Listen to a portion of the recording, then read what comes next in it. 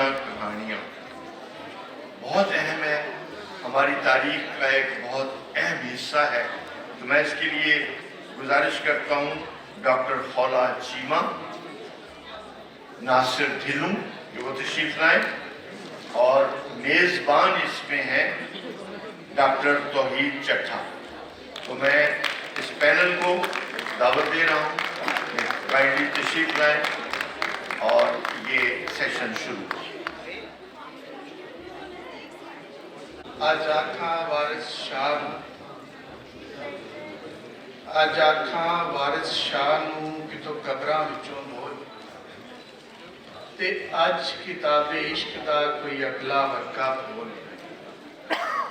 एक रोई सी धी पंजाब दी तू लिख लिख मारे वैन, अज लखां धीआं रोंदियां तेनू वारिस शाह नूं कहन। उठ दर्द मदां दिया दर्दिया ते तक अपना पंजाब, अज बेले लाशा विछियां अज लहू दी भरी चनाब। 75 वरियां दी गल अजकल बहुत चल रही है। 75 वरे हर एक ने अपने आप नाल वक्खो वक्ख ढंग नाल वेखे। कईयां इनू आज़ादियां आख्या, कईयां रौले, कईयां लुट ते कईयां उजाड़े। पंजाब ने 75 वरे इदा करके हंडाए कि 47 की मारो मारी तो मगरों जिहड़े बेकरे नथावे लोग एक नाम नूं मंजिल की तलाश वाल धक के भेजे गए हुए, अपने प्यारियां नूं अपने नालदियां नूं लभदे आप गवाच गए। ते जिन्हां ने लहू ते खून का दरिया पार किया, उस अग चों लंघे हुए लोग कदी भी अपने छड्डे हुए उस देश नूं बुरा ना कहते वेखे गए, बल्कि जो उन्होंने मिले तो उन्होंने गल हुई, वो इस गल ते फुट फुट के रोन लग पे कि एक बारी सानू अपना देश विखा दो। इत्थे ये गल बड़ी इंपॉर्टेंट है, बड़ी जिन्हों कहते ध्यान योग है कि वो अपने उस शहर नूं उस पिंड नूं देश ही कहते मरे, उन्हें कदी उन्होंने अपना पिंड या शहर ना कहा। अपने देश के पानियों नूं घ्यो नाल तशबीह देंदे सन ते अपने पिंड के लोगों नूं भरा ते भैणां कहंदे सन। 75 वरे असां जिहड़ी गर्दान गर्दानी के मुश्किलां सन ये सी या जो भी सी, वो सारी जो साडे तक अपड़ी ते असी उन्होंने सिर्फ किताबां थाणी पढ़ सकते सन या किते अपने दादे परदादे कोलों सुन सकते सन, जिन्हां गल्लां दी समझ सानू साडियां स्कूल दीयां किताबां आउण नहीं सन दिंदियां। ते असी उसे रुख नूं तारीख नूं समझण दी कोशिश करते रहे। मुड़ के एक वेला इंज भी आया, ऐस जिहड़ी साडी पीढ़ी है इहने अपने हुंदियां हुंदियां बहुत सारे बदलाव वेखे। उन्हां दे विच एक बदलाव जिहड़ा है वो इंटरनेट का आया, और वो इन्ना चोखा हो गया कि इंसानां ते आई हुई वबा जिहड़ी जिन्हों पैंडैमिक किया, उन्हें जिथे लोगों के एक दूजे के दरवाजे बंद किए तो एक होर राही लोगों ने एक दूजे वाल झाती मारन का एक राह दिता। अज का साडा जिहड़ा पैनल है, अज असी पंजाब जिहड़ी गल करांगे वो पंजाब दीयां वंड दीयां कहानियां ते करांगे। अज मेरे नाल मेरे बहुत ही प्यारे दोस्त और मैं समझना कि इस वक्त पंजाब दे विच सब तो सोहना काम करने वाले पंजाब दीयां स्टोरियां दे पार्टीशन दीयां कहानियां दे हवाले नाल नासिर ढिल्लों जी ने, इन्हां दा चैनल पंजाबी लहर इस वक्त इस पंजाब तो सब तो वड्डा पंजाबी का चैनल है, जिहदे सब तो ज़्यादा सबसक्राइबर ने और एक संजीदा काम करने वाला एक अच्छा काम करने वाला चैनल है। मेरे नाल दूजे साडे मेहमान डॉक्टर खौला चीमा ने, ये असिस्टेंट प्रोफैसर ने इस्लामिया यूनिवर्सिटी बहावलपुर दे विच और इन्हां दी PhD कैरन यूनिवर्सिटी तो है, और इन्हां दा काम जिहड़ा है सिख आइडेंटिटी कंस्ट्रक्शन ते और जेंडर के हवाले नाल मैं अपनी गल दा मुढ़ अज नासर होरां तो बन्नागा कि तुसी ਇਸ ਔਖੇ ਬੰਨੇ ਇਸ ਪੂਰੀ ਤਾਰੀਖ ਨੂੰ ਸੰਭਾਲਣ ਦਾ ਕਿਵੇਂ ਖਿਆਲ ਹੈ? अस्सलाम वालेकुम साਰਿਆਂ ਨੂੰ। ਨਿੱਕੇ ਹੁੰਦਿਆਂ ਤੋਂ ਜਦੋਂ ਜਵਾਨ ਹੁੰਦੇ ਸਾਂ 17-18 ਸਾਲ ਦੀ ਉਮਰ 'ਚ, ਤੇ ਉਹ ਅਕਸਰ ਦਾਦਾ ਜੀ ਕੋਲ ਨਾ, ਦਾਦਾ ਜੀ ਮੇਰੇ ਉਹਨਾਂ ਕੋਲ ਬਹਿਣ ਉੱਠਣ ਬਹੁਤ ਜ਼ਿਆਦਾ ਹੋਣਾ, ਮੇਰਾ ਉਹਨਾਂ ਇੰਟਰੈਕਸ਼ਨ ਜ਼ਿਆਦਾ ਸੀ। ਤੇ ਉਹਨਾਂ ਕੁਝ ਗੱਲਾਂ ਐਸੀਆਂ ਕਰਨੀਆਂ ਮੇਰੇ ਨਾਲ, ਦੱਸਣੀਆਂ, ਕੁਝ ਆਪਣੇ ਉਹਨਾਂ ਦੋਸਤਾਂ ਦਾ ਜ਼ਿਕਰ ਕਰਨਾ, ਨਾਲ ਨਾਲ ਦੇ ਪਿੰਡਾਂ ਦਾ, ਜਾਂ ਉਹਨਾਂ ਦੇ ਕੋਲ ਗੁਰਮੁਖੀ ਦੀਆਂ ਕਿਤਾਬਾਂ ਪਈਆਂ ਹੁੰਦੀਆਂ ਸਨ, ਸਾਡੀ ਸਮਝ ਤੋਂ ਨਹੀਂ ਪਤਾ ਲੱਗਦਾ ਵੀ ਇਹ ਕੀ ਆ, ਉਹਨਾਂ ਕੋਲ ਪੁੱਛਣਾ। ਉਹਨਾਂ ਕੁਝ ਨਾਂ ਲੈਣੇ ਨਾ ਜਿਹੜੇ ਅੱਜ ਤੱਕ ਮੇਰੇ ਜ਼ਿਹਨ ਦੇ ਵਿੱਚ ਨੇ। ਉਹਨਾਂ ਦੇ ਛੋਟੇ ਜਿਹੇ ਸਾਡੇ ਗਵਾਂਢ ਪਿੰਡ ਆ ਮੁੱਲਾਂਪੁਰ, ਨਾਲ ਰਹਿਣਾ, ਉੱਥੋਂ ਦੇ ਮੇਰੇ ਬੇਲੀ ਸਨ, ਮਿੱਤਰ ਸਨ। ਇੱਕ ਦਾ ਨਾਂ ਲੈਣਾ ਛਾਂਗਾ ਸਿਓ, ਇੱਕ ਦਾ ਨਾਂ ਲੈਣਾ ਅਮਰੀਕਾ ਸਿਓ। ਸੋ ਇਸ ਤਰ੍ਹਾਂ ਉਹ ਸਾਡੇ ਪਿੰਡ ਹੁੰਦੇ ਸਨ, ਸਾਡਾ ਬੜਾ ਹੁੰਦਾ ਸੀ ਉਹਨਾਂ ਦੇ ਨਾਲ ਮੇਲ ਵਰਤਣ ਹੁੰਦਾ ਸੀ। ਕੁਝ ਗੱਲਾਂ ਐਸੀਆਂ, ਕੁਝ ਐਸੀਆਂ ਯਾਦਾਂ ਜਿਹੜੀਆਂ ਜ਼ਿਹਨ 'ਚ ਅੱਜ ਵੀ ਨਕਸ਼ ਨੇ, ਉਹ ਉਹਨਾਂ ਨੇ ਮੇਰੇ ਨਾਲ ਕਰਨੀਆਂ। ਤੇ ਦੂਜੇ ਪਾਸੇ ਅਸੀਂ ਜਦੋਂ ਨਜ਼ਰ ਮਾਰਨੀ ਕਿ ਸਾਨੂੰ ਜੇ ਅਸੀਂ ਮੀਡੀਆ ਦੀ ਗੱਲ ਕਰਦੇ ਹਾਂ, ਮੇਨ ਸਟ੍ਰੀਮ ਮੀਡੀਆ ਦੀ ਗੱਲ ਕਰ ਲਓ ਤੁਸੀਂ, ਸਾਡੇ ਜੋ ਅਸੀਂ ਕਿਤਾਬਾਂ 'ਚ ਪੜ੍ਹਦੇ ਹਾਂ, ਉਹ ਸਾਨੂੰ ਕੁਝ ਹੋਰ ਗੱਲ ਦੱਸਦੇ। ਜੇ ਮੈਨੂੰ ਲੱਗਦਾ ਸੀ ਕਿ ਜਾਂ ਤੇ ਮੇਰੇ ਦਾਦੇ ਹੋਣੀ ਝੂਠ ਬੋਲਦੇ ਆ ਜਾਂ ਮੀਡੀਆ ਝੂਠ ਬੋਲਦਾ। ਸੋ ਇਹਦਾ ਨਤਾਰਾ ਕਰਨ ਲਈ, ਉਹ ਫਰਕ ਕੱਢਣ ਲਈ, ਉਹ ਜ਼ਿਹਨ ਦੇ ਵਿੱਚ ਕੁਝ ਗੱਲਾਂ ਐਸੀਆਂ ਸਨ ਜਿਹੜੀਆਂ ਨਕਸ਼ ਹੋਈਆਂ ਰਹਿੰਦੀਆਂ ਸੀ। ਵੀ ਦਾਦਾ ਜੀ ਕਹਿੰਦੇ ਸੀ ਅਮਰੀਕਾ ਸੇ ਆਉਂਦਾ ਹੁੰਦਾ, ਸਾਡੇ ਪਿੰਡ ਮੇਲਾ ਲੱਗਦਾ ਸੀ, ਉਹ ਸਾਰੀ ਰਾਤ ਇਹਤਰਾਮ ਦੇ ਪਿੱਛੇ ਜਾ ਕੇ ਖਲੋ ਕੇ ਕਵਾਲੀ ਸੁਣਦਾ ਰਹਿੰਦਾ ਹੁੰਦਾ ਸੀ, ਬਹਿੰਦਾ ਨਹੀਂ ਸੀ ਹੁੰਦਾ। ਤੇ ਇੱਕ ਵਾਕਿਆ ਕੋਟ ਕਰ ਦਿੰਦਾ ਜਿਹੜਾ ਥੋੜਾ ਜਿਹਾ ਮਜ਼ਾਈਆ ਹੋਵੇ ਬੜਾ, ਕਿ ਉਹ ਇੱਕ ਵਾਰੀ ਕੋਈ ਐਸਾ ਵਾਕਿਆ ਆ ਕਿ ਸਾਡੇ ਪਿੰਡ ਦੇ ਜਿਹੜੇ ਕ੍ਰਿਸਚੀਅਨ ਨੇ ਨਾ, ਉਹ ਕਿਉਂਕਿ ਸਾਡਾ ਪਿੰਡ ਜਿਹੜਾ ਪੈਂਦਾ ਉਹ ਛੋਟਾ ਰਜਬਾਹ ਛੋਟੀ, ਉਹਦੇ ਤੇ ਪੈਂਦਾ, ਉੱਥੇ ਫਸਲ ਜ਼ਰਾ ਘੱਟ ਹੁੰਦੀ ਆ। ਬਿਲਕੁਲ ਨਾਲ ਦਾ ਜਿਹੜਾ ਪਿੰਡ ਆ ਉਹ ਵੱਡੀ ਨਹਿਰ ਤੋਂ ਪੈਂਦਾ ਝੰਗ ਬਰਾਜ ਤੇ, ਉੱਥੇ ਫਸਲ ਬਹੁਤ ਵਧੀਆ ਹੁੰਦੀ ਹੈ। ਉਹ ਜਿਹੜੇ ਪਿੰਡ ਦੇ ਉਹ ਸਾਈਡ ਨੇ, ਉਹ ਨਾਲ ਦੇ ਪਿੰਡ ਤੋਂ ਜਾ ਕੇ ਪੱਠੇ ਵੜ ਲਿਆਉਂਦੇ ਉਹਨਾਂ ਦੇ ਨਾਲ। ਤੇ ਉਹ ਇੱਕ ਵਾਰੀ ਉਹਨਾਂ ਲਾਮਾ ਲੈ ਕੇ ਆ ਗਿਆ, ਦਾਦੇ ਦਾ ਦੋਸਤ ਜਿਹੜਾ ਨਾ ਛਾਂਗਾ ਸੀ, ਉਹ ਲਾਮਾ ਲੈ ਕੇ ਆ ਗਿਆ, ਕਹਿੰਦਾ ਵੀ ਤੁਹਾਡੇ ਪਿੰਡ ਦੇ ਬੰਦਿਆਂ ਨੇ ਐਵੇਂ ਜੀ ਪੱਠੇ ਵੜ ਲਿਆਂਦੇ ਸਾਡੇ। ਉਹਨਾਂ ਸੱਦਦੇ ਸਾਰੇ ਵੀ ਤੁਸੀਂ ਹਟਦੇ ਕਿਉਂ ਨਹੀਂ? ਉਹ ਸਾਰੇ ਇਕੱਠੇ ਹੋ ਗਏ। ਉਹਨੇ ਕਿਹਾ, ਉਹ ਆਂਦਾ, ਉਹ ਅਮਰੀਕਾ ਸੇ ਆਂਦਾ ਵੀ ਤੁਸੀਂ ਏਦਾਂ ਕਰੋ ਵੀ 1 ਵਿਗਾ ਤੁਹਾਡੀ ਮੈਂ ਪੱਠੇ ਬੀਜ ਦੇਣਾ, ਤੁਸੀਂ ਉਹ ਵੱਢ ਲਿਆ ਕਰੋ ਤੇ ਇਸ ਤੋਂ ਅੱਗੇ ਨਾ ਜਾਇਆ ਕਰੋ। ਉਹਨੇ ਕਿਹਾ ਜੀ ਅਸੀਂ ਸੋਚ ਕੇ ਤੁਹਾਨੂੰ ਦੱਸਾਂਗੇ। ਉਹਨੇ ਕਿਹਾ ਇਹ ਕੀ ਸੋਚਣ ਦੀ ਗੱਲ ਹੈ, ਵਿਗੇ ਜੀ ਤੁਹਾਨੂੰ ਆਫਰ ਕਰ ਦਿੱਤੀ, ਤੁਸੀਂ ਅੱਜ ਸੋਚ ਕੇ ਦੱਸਾਂਗੇ। ਉਹ ਖੈਰ ਉਹਨਾਂ ਦਾ ਮਸ਼ਵਰਾ ਆਇਆ, ਮਸ਼ਵਰੇ ਤੋਂ ਬਾਅਦ ਉਹਨਾਂ ਨੇ ਇਨਕਾਰ ਕਰਤਾ ਵੀ ਨਹੀਂ ਇਹ ਸਾਨੂੰ ਮਨਜ਼ੂਰ ਨਹੀਂ। ਉਹਨੇ ਕਿਹਾ ਵੀ ਮਨਜ਼ੂਰ ਕਿਉਂ ਨਹੀਂ? ਆਂਦਾ ਜਦੋਂ ਵਿਗਾ ਮੁੱਕ ਗਿਆ ਫਿਰ ਅਸੀਂ ਕਿੱਥੇ ਜਾਵਾਂਗੇ? ਸੋ ਇਹ ਤਾਂ ਕੁਛ ਯਾਦਾਂ ਐਸੀਆਂ ਸਨ ਜਿਹੜੀਆਂ ਜ਼ਿਹਨ 'ਚ ਨਕਸ਼ ਹੋ ਗਈਆਂ ਵੀ ਬਜ਼ੁਰਗ ਦੱਸਦੇ ਸੀ ਵੀ ਇੰਨਾ ਸਾਡਾ ਉਹਨਾਂ ਨਾਲ ਪਿਆਰ ਸੀ। ਉਹਨੇ ਕਿਹਾ ਵੀ ਠੀਕ ਹੈ, ਤੁਸੀਂ ਜੋ ਮਰਜ਼ੀ ਕਰੋ, ਜਿਵੇਂ ਅੱਗੇ ਕਰਦੇ ਕਰੀ ਜਾਓ। ਉਹ ਫਿਰ ਇਹਨਾਂ ਗੱਲਾਂ ਦਾ ਨਤਾਰਾ ਕਰਨ ਵਾਸਤੇ, ਜਾਂ ਮੇਰੇ ਫਾਦਰ ਸਾਹਿਬ, ਉਹਨਾਂ ਦੇ ਬਜ਼ੁਰਗਾਂ ਦੀ ਨਾ ਦਰਗਾਹ ਉੱਧਰ ਸੀ, ਉਹਨਾਂ ਦਾ ਬੜਾ ਉਨਸ ਸੀ, ਪਿਆਰ ਸੀ। ਉਹ ਮੈਨੂੰ ਮਰਦੇ ਦਮ ਤੱਕ ਕਹਿੰਦੇ ਰਹੇ ਯਾਰ ਕੋਈ ਐਸਾ ਕਾਰਨ ਬਣਾ ਕਿ ਮੈਂ ਉੱਧਰ ਜਾ ਸਕਾਂ, ਉਹਨਾਂ ਦੀ ਦਰਗਾਹ ਵੇਖ ਸਕਾਂ। ਖੈਰ ਉਹ ਵੀ ਦੁਨੀਆ ਤੋਂ ਤੁਰ ਗਏ। ਉਹ ਫਿਰ ਆਸ ਤੱਕ ਜਦੋਂ ਸੋਸ਼ਲ ਮੀਡੀਆ ਦਾ ਦੌਰ ਆਇਆ, ਮੇਰੇ ਨਾਲ ਨਨਕਾਣਾ ਸਾਹਿਬ ਤੋਂ, ਕਿਉਂਕਿ ਮੇਰਾ ਰੀਅਲ ਸਟੇਟ ਦਾ ਕੰਮ ਹੈ, ਪਾਰਟਨਰ ਦੇ ਤੌਰ ਤੇ ਸਰਦਾਰ ਮੁੰਡਾ ਮੇਰੇ ਨਾਲ ਆ ਗਿਆ। ਅਸੀਂ 2014-15 ਦੇ ਐਂਡ ਤੇ ਜਿਹੜੀਆਂ ਵੀਡੀਓਜ਼ ਨੇ ਨਾ, ਜਿਹੜੇ ਪਾਰਟੀਸ਼ਨ ਜਿਨ੍ਹਾਂ ਬਜ਼ੁਰਗਾਂ ਨੇ ਵੇਖੀ ਹੈ ਨਾ, ਉਹਨਾਂ ਦੀਆਂ ਸਟੋਰੀਜ਼ ਨੂੰ ਰਿਕਾਰਡ ਕਰਨਾ ਸ਼ੁਰੂ ਕਰ ਦਿੱਤਾ। ਉਹ ਆਪਣੇ ਚੈਨਲ ਦੇ ਰਾਹੀਂ, ਫੇਸਬੁੱਕ ਪੇਜ ਦੇ ਰਾਹੀਂ ਅਸੀਂ ਲਾਉਣੀਆਂ ਸ਼ੁਰੂ ਕਰ ਦਿੱਤੀਆਂ। ਉਹ ਪਹਿਲੀ ਸਟੋਰੀ ਅਸੀਂ ਜਦੋਂ ਕੀਤੀ ਆ, ਤੇ ਉਹ ਸਾਨੂੰ ਉਹ ਜਿਹੜੇ ਬਜ਼ੁਰਗ ਦੱਸਦੇ ਆ ਕਿ ਇਸ ਤਰ੍ਹਾਂ ਮੈਂ ਐਵੇਂ, ਮੇਰੇ ਦੋਸਤ ਨੇ ਉੱਧਰ, ਮੇਰੇ ਭਾਈ ਨੇ, ਮੈਂ ਛੋਟਾ ਜਿਹਾ ਸੀ, ਉਹਨਾਂ ਨੇ ਮੈਨੂੰ ਪਿੰਡ ਦਾ ਸਰਪੰਚ ਬਣਾ ਦਿੱਤਾ। ਉਹ ਸਟੋਰੀ ਅਪਲੋਡ ਕੀਤੀ ਵਿਦਨ 24 ਆਵਰ। ਉਹ ਪਿੰਡ ਵਾਲੇ ਸਾਰੇ ਜਿਹੜੇ ਉਹ ਸਾਡਾ ਕੰਟੈਕਟ 'ਚ ਆ ਗਏ, ਉਹਨਾਂ ਕਮੈਂਟਸ ਦੀ ਰਾਹੀਂ ਉਹ WhatsApp ਨੰਬਰ ਸ਼ੇਅਰ ਹੋ ਗਏ, ਉਹਨਾਂ ਨਾਲ ਉਹਨਾਂ ਦੀ ਵਰਚੁਅਲੀ ਗੱਲ ਵੀ ਪਹਿਲੇ ਦਿਨ ਕਰਵਾ ਦਿੱਤੀ। ਸੋ ਇੱਥੋਂ ਥੋੜ੍ਹਾ ਜਿਹਾ ਸਾਨੂੰ ਐਪਰੀਸੀਏਸ਼ਨ ਮਿਲੀ, ਅਸੀਂ ਅੱਗੇ ਵਧਣਾ ਸ਼ੁਰੂ ਕਰ ਦਿੱਤਾ, ਸਟੋਰੀ ਨੂੰ ਰਿਕਾਰਡ ਕਰਨਾ ਸ਼ੁਰੂ ਕਰ ਦਿੱਤਾ। ਫਿਰ ਇਸ ਤਰ੍ਹਾਂ ਆਸਤਾ ਆਸਤਾ, ਪਹਿਲੇ ਥੋੜ੍ਹਾ ਜਿਹਾ ਮੁਸ਼ਕਿਲ ਹੁੰਦਾ ਸੀ ਕਿ ਲੋਕੇਟ ਕਰਨਾ, ਕਿ ਸਪੋਜ਼ ਇੱਧਰੋਂ ਕੋਈ ਬਜ਼ੁਰਗ ਦੱਸਦਾ ਕਿ ਮੇਰੇ ਉੱਧਰ ਰਿਲੇਟਿਵਸ ਆਣੀ, ਜਾਂ ਮੇਰੀ ਭੈਣ ਸੀ, ਜਾਂ ਮੇਰਾ ਭਰਾ ਸੀ, ਲੋਕੇਟ ਕਰਨਾ ਔਖਾ ਹੁੰਦਾ ਸੀ। ਲੇਕਿਨ ਅਸੀਂ ਉਹਦਾ ਤਰੀਕਾਕਾਰ ਇਸ ਤਰ੍ਹਾਂ ਬਣਾਇਆ ਸੀ, ਜਿਹੜਾ ਵੀ ਬੰਦਾ ਨੰਬਰ ਦੱਸਦਾ, ਸਪੋਜ਼ ਤੁਸੀਂ ਤੋਹੀਦ ਆਖੇ ਮੈਂ ਲਾਇਲਪੁਰ ਤੋਂ, ਤੇ ਮੈਂ ਤੁਹਾਡਾ ਨੰਬਰ ਸੇਵ ਕਰਕੇ ਨਾਲ ਲਾਇਲਪੁਰ ਨਾਲ ਪਿੰਡ, ਉੱਧਰਲੇ ਨੰਬਰ ਇੱਧਰਲੇ ਨੰਬਰ ਸੇਵ ਕਰਨੇ ਸ਼ੁਰੂ ਕਰ ਦਿੱਤੇ। ਇਸ ਤਰ੍ਹਾਂ ਸਾਨੂੰ ਰਿਕੁਐਸਟ ਆਉਣੀ ਕਿ ਅਸੀਂ ਉੱਧਰ ਕੋਈ ਪਿੰਡ ਵੇਖਣਾ ਚਾਹੁੰਦੇ ਹਾਂ, ਜਾਂ ਆਪਣੇ ਕੋਲ ਅਜ਼ੀਜ਼ਾਂ ਦੀ ਭਾਲ ਸੀ, ਉਹਨਾਂ ਨੂੰ ਲੱਭਣਾ ਚਾਹੁੰਦੇ ਹਾਂ। ਅਸੀਂ ਕੋਈ ਸਟੋਰੀ ਵੀ ਅਪਲੋਡ ਕਰਨੀ, ਨਾਲ ਆਪਣੇ ਸੋਰਸਿਸ ਦੇ ਨਾਲ ਉਹਨਾਂ ਨੂੰ ਉਹਨਾਂ ਦੀ ਆਪਸੀ ਰਾਬਤੇ ਕਰਵਾਉਣੇ।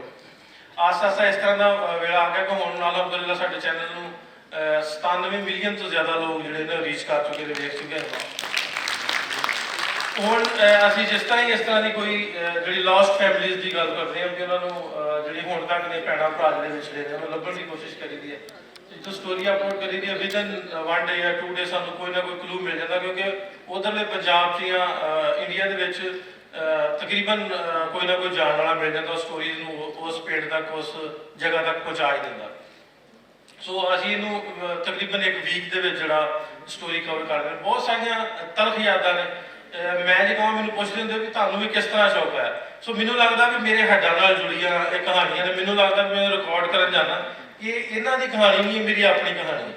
सो ਇਹਦੇ 'ਚ ਬਹੁਤ ਸਾਰੀਆਂ ਤਲਖ ਯਾਦਾਂ, ਬਹੁਤ ਸਾਰੀਆਂ ਐਸੀਆਂ ਸਟੋਰੀਆਂ ਜਿਹੜੀਆਂ ਆਪਾਂ ਹੁਣ ਤੱਕ ਨਹੀਂ ਵੀ ਕਰ ਸਕੇ, ਉਹਨਾਂ ਨੂੰ ਰਿਕਾਰਡ ਕਰਨ ਦੀ ਹਿੰਮਤ ਨਹੀਂ ਹੋਈ, ਉਹ ਵੀ ਹੈ। ਜਿਸ ਤਰ੍ਹਾਂ ਕਿ ਅਗਰ ਤੁਸੀਂ ਮੈਂ ਕਹਾਂਗਾ ਭਾਈ ਸਾਹਿਬ ਨੂੰ ਅਗਰ ਚਲਾ ਦੇਣ, ਇੱਕ ਵੀਡੀਓ ਪਿਛਲੇ ਦਿਨੀ ਅਸੀਂ ਰਿਕਾਰਡ ਕੀਤੀ ਸੀ ਮਾਂ ਜੀ ਦੀ, ਆਪਣੇ ਭਾਈ ਨੂੰ ਲੱਭਦੇ ਸੀ। ਉਹਨਾਂ ਦਾ ਜਿਹੜੇ ਭਰਾ ਨੇ, ਸਕੇ ਭਰਾ ਨੇ, ਇੱਕ ਹੀ ਸਨ, ਦੋਵਾਂ ਜਾਂ ਤਿੰਨਾਂ ਭੈਣਾਂ ਨੇ। ਉਹ ਉਦੋਂ ਦੇ ਗੁੰਮ ਹੋਏ, ਹਾਲੇ ਤੱਕ ਲੱਭੇ ਨਹੀਂ। ਫਿਰ ਉਹ ਪਾਕਿਸਤਾਨ ਆਏ ਸਨ ਇੱਥੇ ਆਪਣੀ ਫੈਮਿਲੀ ਨੂੰ ਲੱਭਣ ਵਾਸਤੇ। ਉਹ ਸਟੋਰੀ ਹੈ, ਜ਼ਰੂਰ ਅਗਰ ਤੁਸੀਂ ਚਲਾ ਸਕੋਗੇ ਤੇ ਚਲਾ ਦੇਣਾ।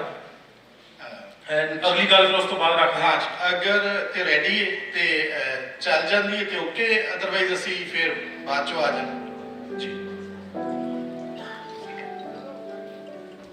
अल्लाह के हुक्म नाल इंशाअल्लाह नासर साहब ने इन्हां दी मदद दे नाल मेरा वीर जरूर मिलेगा। Assalamualaikum. Ya, roya nakara.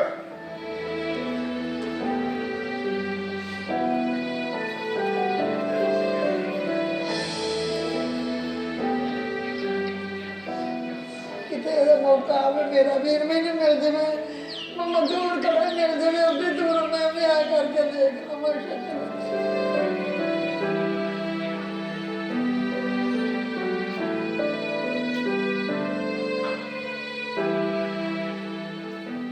या मौला जिवें मैं रोंदी फिरदी जन्ना सोहणिया, रोंदी मैं नहीं है वीर, मैं किते बैठा रोंदा होवेगा, तू भी रोंदा होवेगा। आप समझ मेरा खून खोली जाता वा। बस मैं की करा, मैं शुगर दी मरीज हो गई, ते मां मर गई, तैनूं तरस नहीं, प्यो मर गया तड़फदा तेरे बन्नू। मैं सदके जावा, कित्थे हैगा तू, आ जा भज के, आ जा मेरे कोल वीरा।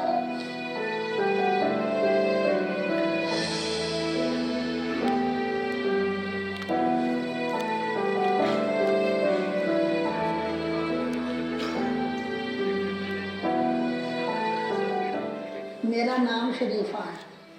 असी पिंड बदनी वड्डी बदनी दे रहन वाले हैं। मेरे पेके तांगे वाला अड्डा सी, नाल मूहरे नहर चलदी सी। मेरे दादे नाम सी सम्मा, मेरे बाप नाम सी खुशी मोहम्मद उर्फ मल्ल, मेरे ताए का नाम सीगा मोहम्मद बख्श। ये दो भाई सीगे ते मेरे ताए के दो बेटे सी, दो मेरे भाई सीगे। ये 4 भाई सी साडे चाचा जात भाई बन जाते।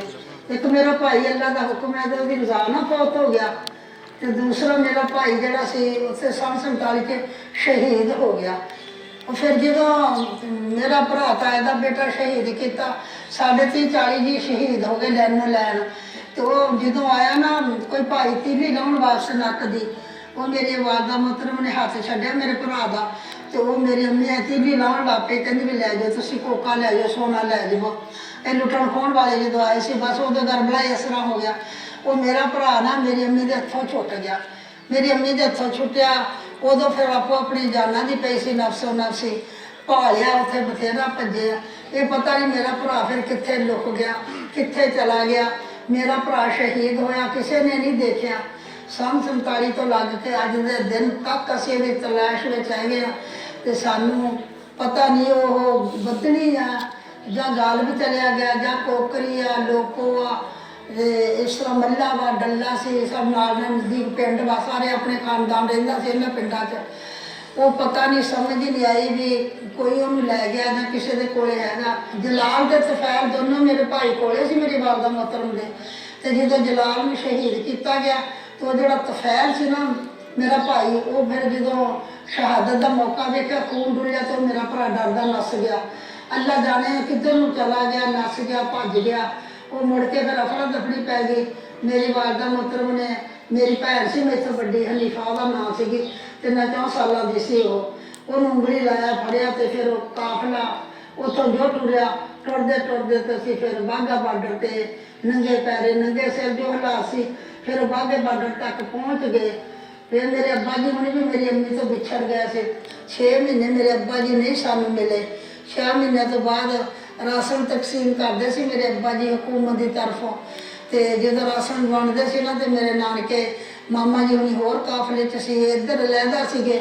ਉਹ ਕਮਾਈ ਆਈ ਸੀਗੀ ਆਟਾ ਦਾਣਾ ਲੈਣ ਤੇ ਮੇਰੇ ਅੱਬਾ ਜੀ ਨੇ ਉਹਨੂੰ ਆਟਾ ਦਾਣਾ ਦੇਤਾ ਬੜੇ ਖਲੂਸ ਮੁਹੱਬਤ ਨਾਲ, ਜਾਣੀ ਬਹੁਤ ਖਲਾਕ ਵਾਲੇ ਸੀਗੇ। ਉਹਨੇ ਜਾ ਕੇ ਆਪਦੇ ਕੈਂਪ ਵਿੱਚ ਗੱਲ ਕੀਤੀ। ਫਿਰ ਮੇਰੇ ਮਾਮਾ ਜੀ ਵੀ ਕਹਿੰਦੇ ਮੈਨੂੰ ਦਿਖਾਲ ਕੇ ਲਿਆਓ। ਫਿਰ ਮੇਰੇ ਮਾਮਾ ਜੀ ਫਕੀਰ ਮੁਹੰਮਦ ਸੀ ਉਹਦੇ ਨਾਲ ਗਾਲਬ ਦੇ ਰਹਿਸ਼ੀ ਸੀਗੇ। ਫਿਰ ਮੇਰਾ ਮਾਮਾ ਜੀ ਨਾਲ ਹੈ ਜੇ ਦੇਖਿਆ ਤਾਂ ਫਿਰ ਉਹ ਮੇਰੇ ਅੱਬਾ ਜੀ ਉਹਨਾਂ ਨੇ ਸਿਉਂ ਲਿਆ। ਤੇ ਫਿਰ ਮੇਰੇ ਅੱਬਾ ਜੀ ਨੇ ਸਭ ਤੋਂ ਪਹਿਲਾਂ ਕਿਹਾ ਸੀਗਾ ਵੀ ਫਕੀਰ ਮੁਹੰਮਦ ਮੇਰੇ ਬੱਚੇ ਸਲਾਮਤ ਆ।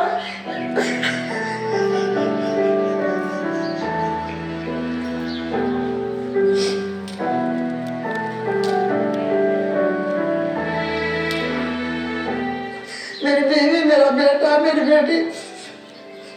फिर मेरे मामा ने तसल्ली दी। उन्हें कहा तू टेंशन ना ले कितने होर ना डिग डुग पवे। उन्हें कहा तेरा बेटा तेरी बीवी मेरी भैन भी मेरी भांजियां भी साडे कोल आ, तेरी मुलाकात कराने। मेरे अब्बा ने कहा मेरा बेटा। ਹਾਂਜੀ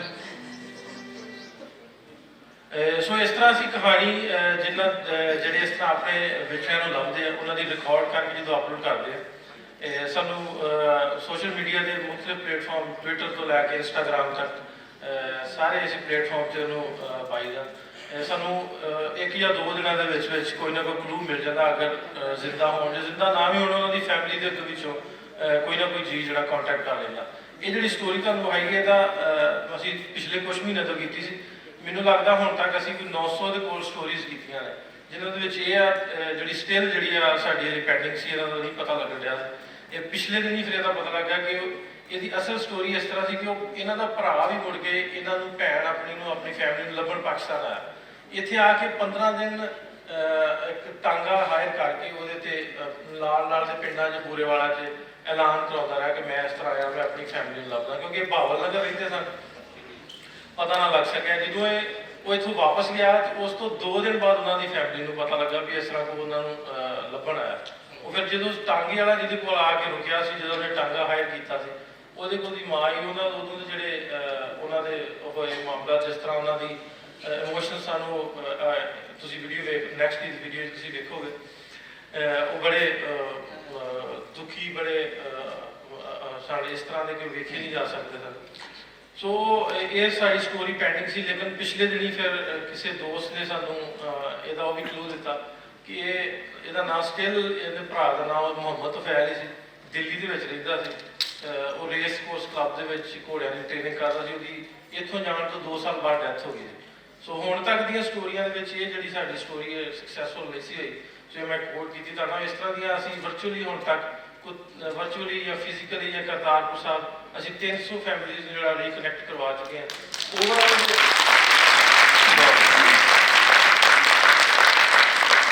ਓਵਰਆਲ ਐਸੀਆਂ ਕਹਾਣੀਆਂ ਅਸੀਂ 900 ਦੇ ਕੋਲ ਆਪਣੇ ਚੈਨਲ ਦੀ ਰਾਹੀਂ ਪਾਈਆਂ ਨੇ।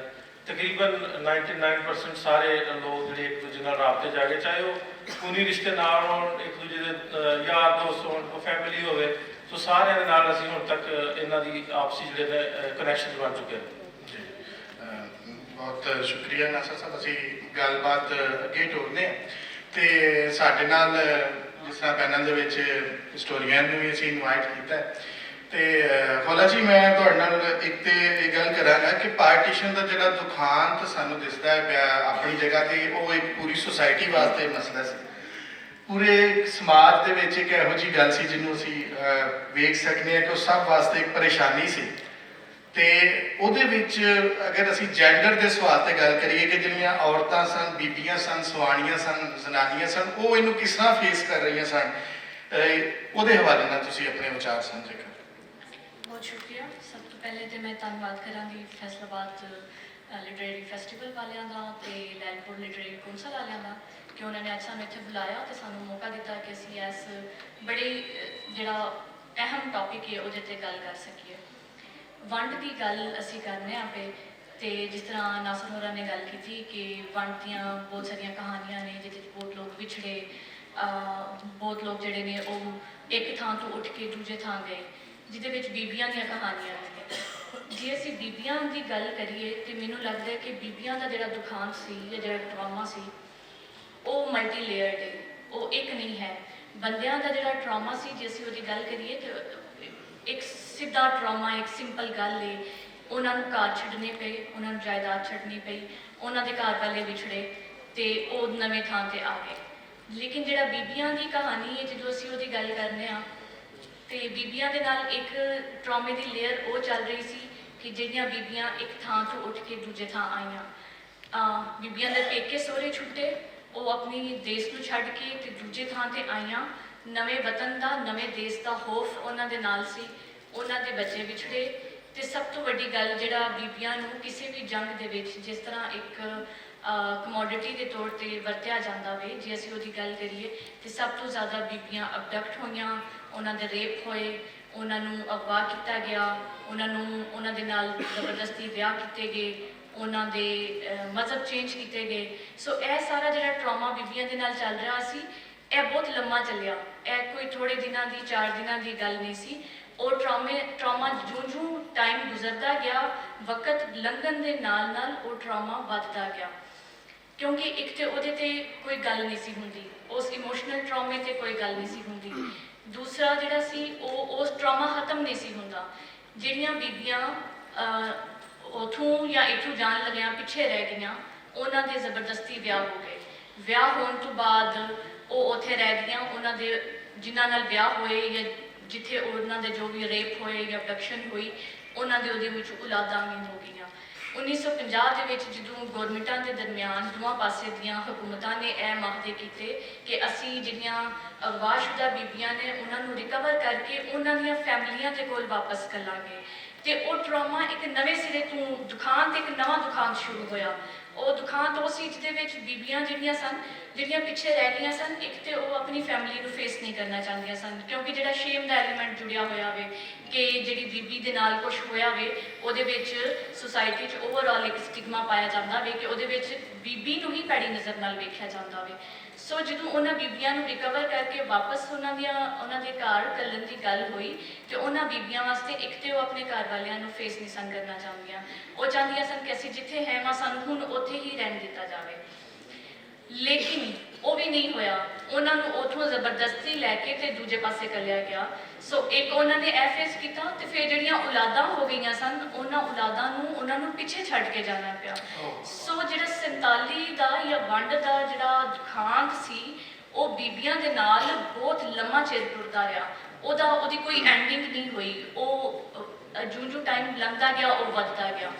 ਫਿਰ ਜਦੋਂ ਔਲਾਦਾਂ ਨੂੰ ਪਿੱਛੇ ਛੱਡ ਕੇ ਆਪਣੀ ਫੈਮਿਲੀ ਕੋਲ ਪਿੱਛੇ ਗਈਆਂ ਤੇ ਉਹਨਾਂ ਨੂੰ ਉੱਥੇ ਉਹ ਸਾਰਾ ਸ਼ੇਮ ਦਾ ਐਲੀਮੈਂਟ ਤੇ ਐਕਸੈਪਟ ਨਾ ਕਰਨ ਦਾ ਐਲੀਮੈਂਟ, ਅੱਗੋਂ ਵਿਆਹ ਨਾ ਹੋਣ ਦਾ, ਇਹ ਸਾਰੀਆਂ ਚੀਜ਼ਾਂ ਜਿਹੜੀਆਂ ਸਾਨੂੰ ਉਹਨਾਂ ਨੂੰ ਉੱਥੇ ਵੀ ਫੇਸ ਕਰਨੀਆਂ ਪਈਆਂ।